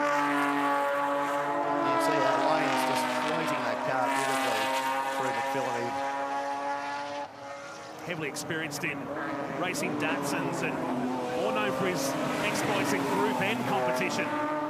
Yeah, he's lucky enough to have a couple of race cars and be across two categories. So Group N and Group S are somewhat similar in the age category and also the specifications that we can run. Group N being touring cars and Group S being sports cars. So production sports cars from the 50s, 60s and 70s. And there's 3 different categories within that. And again, there's races going on within races throughout the field. So Terry Lawler is actually 1966 car, so that's an SC car. And then you've got the later 70s cars, they're an SC. So from a point score point of view, everyone's actually getting different points for their different categories. Even though the lap times are very wide, we will get lap traffic later on in this race. So the leaders should be starting to encounter that soon. Off the track goes Potts now, so not the way he wants to celebrate the birthday as he speeds back on to the course in front of the Ridges Hotel, no doubt to the applause of the crowd up there. Yeah, we know that that's a dangerous spot to leave the track. Very. And, in fact, Andrew Whiteside had a big crash just past that incident a number of years ago in a TCM race. So I always get a bit scared when I see a car going off through there. And he still paid the price down at the final turn and lost a bit of heat out of those tyres too, taking to the outfield there at the chase. Behind him, Dave Caneen, he started up the front yesterday in the 555 Porsche. So make their way up the mountain here in the closing stages. 5 minutes of racing remains plus 1 lap in the second race of the weekend for Group S. Their final one later on this afternoon. Go back-to-back with the Duggan Family Hotels combined sedans. Support acts this weekend, the Repco Bathurst 12-hour. Yeah, like the other categories, we've been very lucky to have some great sponsors on board. So Exclusive Bodyworks, which is big thanks to Ron Goodman. Ron's been here in previous years and he's absolutely stunning 356 Porsche and brings a variety of his cars to display. Unfortunately, he's got a lot on and couldn't make it. He was originally entered to come, but Ron continued to sponsor us, which is absolutely brilliant, and we thank him for Exclusive Bodyworks, as well as My 105, Bowden's Own and VP Racing. So without their support, we wouldn't be racing here this weekend. Now, Ron Goodman, there is a famous surname. If you remember NASCAR competition from the Calder Thunderdome in the days. One of the heavy hitters up there back in the 90s. And his car collection would be priceless. Yes, if you go searching on YouTube, you can certainly find some amazing videos of his car collection. And Ron does not know how to drive anything other than flat out. And in that 356, he puts the claim that he's the fastest 356 ever to be in the company. And I don't doubt that. He did that a few years ago. But that car is beautifully prepared. I haven't seen how much he spent over the years, but full credit where credit's due. He does a beautiful job. I think he'd appreciate that comment you just made as well. They make their way out of Forest Elbow, and back to the field here. This is Wallstap in car number 3. These guys outside the top 10 in 12th, 13th and 14th position. Oh, and Tommy has gone and put a move over Skyline. He's been stuck in behind Joe for a couple of laps now. He would have thought that that's the only place that I can try and get him. And then, of course, coming down Conrod, he's going to have to try and open the doors to try and keep Joe behind him. That's the second time he's had a wild moment. I don't think it'll be the last. While they make their way down Conrod Straight, the leaders are heading up Mountain Straight. With a 30-second margin now back to our third-place driver, Purvis. Whiteside and Potts are still 4th and 5th. But that's now a 3-car battle with Dave Caneen joining into that one as well in a 555 car. Calvert Jones runs in 7th after starting on the front row of today's race. And we're starting to get the feels of what we saw yesterday, the leader capturing the lap cars. And this is where Jeff Morgan reeled him in. He did, yeah, look, just coming past Harrison in the purple Cortina there. John had a bit of an issue there just before coming to pit straight yesterday. He actually broke a rocker, but he got that car fixed straight after the race and is back out there. Great to see. But you can see Terry's just opened up a little bit of a gap once more against over Jeff. So I think he's managing that result despite Jeff actually having the fastest lap time of the race. Cost him 2 seconds going around that lap car. And now Lawler, this is where I can come back to him. He captures the 47 of Gibson running back in 30th position and now a lap down by our leader. Yeah, Andrew Gibson driving the TR3A, the second oldest car in the field this weekend. So you can see the other older car being the Austin Healey there of Townsend. So you can see the breadth of cars from 1959 and 60 all the way right through to the late 70s. Nice day to be in an open top as well. And how are you handling not being out there? I know you've done a bit of racing yourself. Is that playing on your mind in and out there this weekend? Look, as much as I'd love to be out there, I've too just had a freshened engine built. I haven't had a chance to run it in yet. And I really didn't think that Bathurst was the right place to run in an old engine. So anyway, that's the way it is, and we've got Phillip Island Classic coming up in about 3 weeks' time. There's over 450 cars entered for that classic event, and we've got over 50 cars entered for our grid. So it should be a lot of fun, and I'll be there for that one. What's more daunting, doing that or doing this? Don't know. Ask me this afternoon. To give you an idea, he rolled him with a sore throat. Now, that's the commentator, if ever I know one. Earlier today, Alex Webster joining me in commentary for the Group S race, and it starts to wind down. Lawler going wide there at the final turn. Yeah, he was giving Tammy Hotz a bit of a wide berth there, which was great. Tammy, the only female competitor in the grid this weekend, and great to see. She's recently joined our committee as well, so very much appreciate her joining, and she's running with her husband, Lauren, who's out there in another Sprite. Jeff Morgan clearing both of those cars on pit straight as he tries to stay in touch with Terry Lawler. Gap sits at 2.5 seconds now. He's comfortable in second, but then there's a long wait for the next group of cars to make their way up Mountain Straight. So you can see the time has just run out. That actually means that when Terry crosses the finish line, the start-finish line next time, that will signify the last lap of the race. So I think this is where they got caught out yesterday. They thought time certain, and then the checker comes out. No, it's one more. Yeah, and we thought Morgan read that because he slowed, didn't he, when there was the yellow flag down at turn 1. Yeah, you picked it up, Matt. I should have picked it up as a racer, but missed it. Extra step wise always helps. Exactly, yeah. I'm used to looking at flags from inside the car. So, yeah, Jeff had to back out of it because there was that car parked at turn 1 and then got going up Mountain Straight. But then, as you said, Terry had the spluttering that you heard on the microphone coming back through the audio, and he was right. It actually was running out of fuel. And going down Conrod, like Bathurst a few years ago. Yes, very much a Jamie Whitcomb, Chaz Mostert situation, wasn't it? So it'll be 1 lap to go as they come by. So Tim Linus and John Del Collo here in the Datsun. So Tim in the V8 Porsche, and then John Del Collo. John's actually one of the more recent members. That car has been a Group S car for many years. They're actually garaged next to each other. They're both from South Australia. They've both come over, so great to see them. I can see that actually there's a bit of smoke coming out from Tim's car, which, well, that's an engine. That's not good. And he's just missed pit exit as well. It's oil, and he's going to spin on that. He's better off just trying to pull that off into the grass now and park it up. That let go in a big way. That did let go. That's a shame. That car has been a very, very reliable car for Tim for probably about 7 or 8 years. So that's a shame to see that actually occur. So the South Australian bails out of this one in the 928 down there at the final turn of this race. And the message will go out to the leaders now because there will be some slippery stuff on the way down into Murray's. Yeah, and you can see last lap's already been put up. So I think the checker's going to come out here, Matt, and they're going to throw it out. And there you go. There it is. They come through to complete the final lap, and the win goes to Terry Lawler. They come through that smoke cloud at the final turn. Morgan will hold down second. It got down to 8/10 in the end, but Terry Lawler will be happy. There was enough fuel in the tank today. Yeah, well driven by Terry and also by Jeff. They're class acts, both those guys. The quality of their cars, the quality of their driving.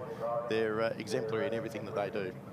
And that's why the margin was well out to 40 seconds as the rest of the field coming by to finish the race. Purvis should hold down third. See, there's the oil. Means just picked up that oil. He's going to be lucky to get out of that. Let's see if he can get it out of the sand. No. 5th position goes begging with a move down the inside. He found the oil trail from Linus's car at the final turn and throws away a good result. What a shame for David. It was going so well and he was trying to put a move there on Potts, but unfortunately was in the wrong place on the track. Those sand traps very deep here at Mount Panorama, and that drops him right down the field for the final one today. A couple of cars stopping. Graham Rutledge, yeah, Graham Rutledge in his TR6. Unfortunately, he's got an issue just through Murray's. And Terry Lawler picks up the win, just 8/10 ahead of Jeff Morgan. Andrew Purvis and Wayne Potts will be next. Over one side of Doug Barber, James Calvert-Jones, who started from the pole with McElligott. They drop down to 7th and 8th. Spencer Rice and Dave Caneen in 10th position. I think that's going to keep dropping down the order. I think so, yeah. You've got then followed up by Dave Baker in the big V8. Hugh Harrison, he's Alpha. Going through to Matt McGrath, who came from the back. Warren Hotz, who's husband of Tammy Hotz, is just a few places behind. And then rounding out, you've got a few of the finishers that finished a lap down. Dave Badgen and also Philip Power in his Ferrari 308. Tony Karanfilowski got up to 23rd in the end from 36th on the grid, so he'll be in a decent position for later on today. Terry Lawler wins race number 2 here today of Group S. As we build up for qualifying, Alex Webster will join me later on today. Enjoying this. Look forward to it, Matt. Thanks so much for having us. The crowd settling in for qualifying, and a lot of Valentino Rossi fans in the house once again here as we build up for an all-important qualifying session. We'll be back soon. This is the Repco Bathurst 12 Hour.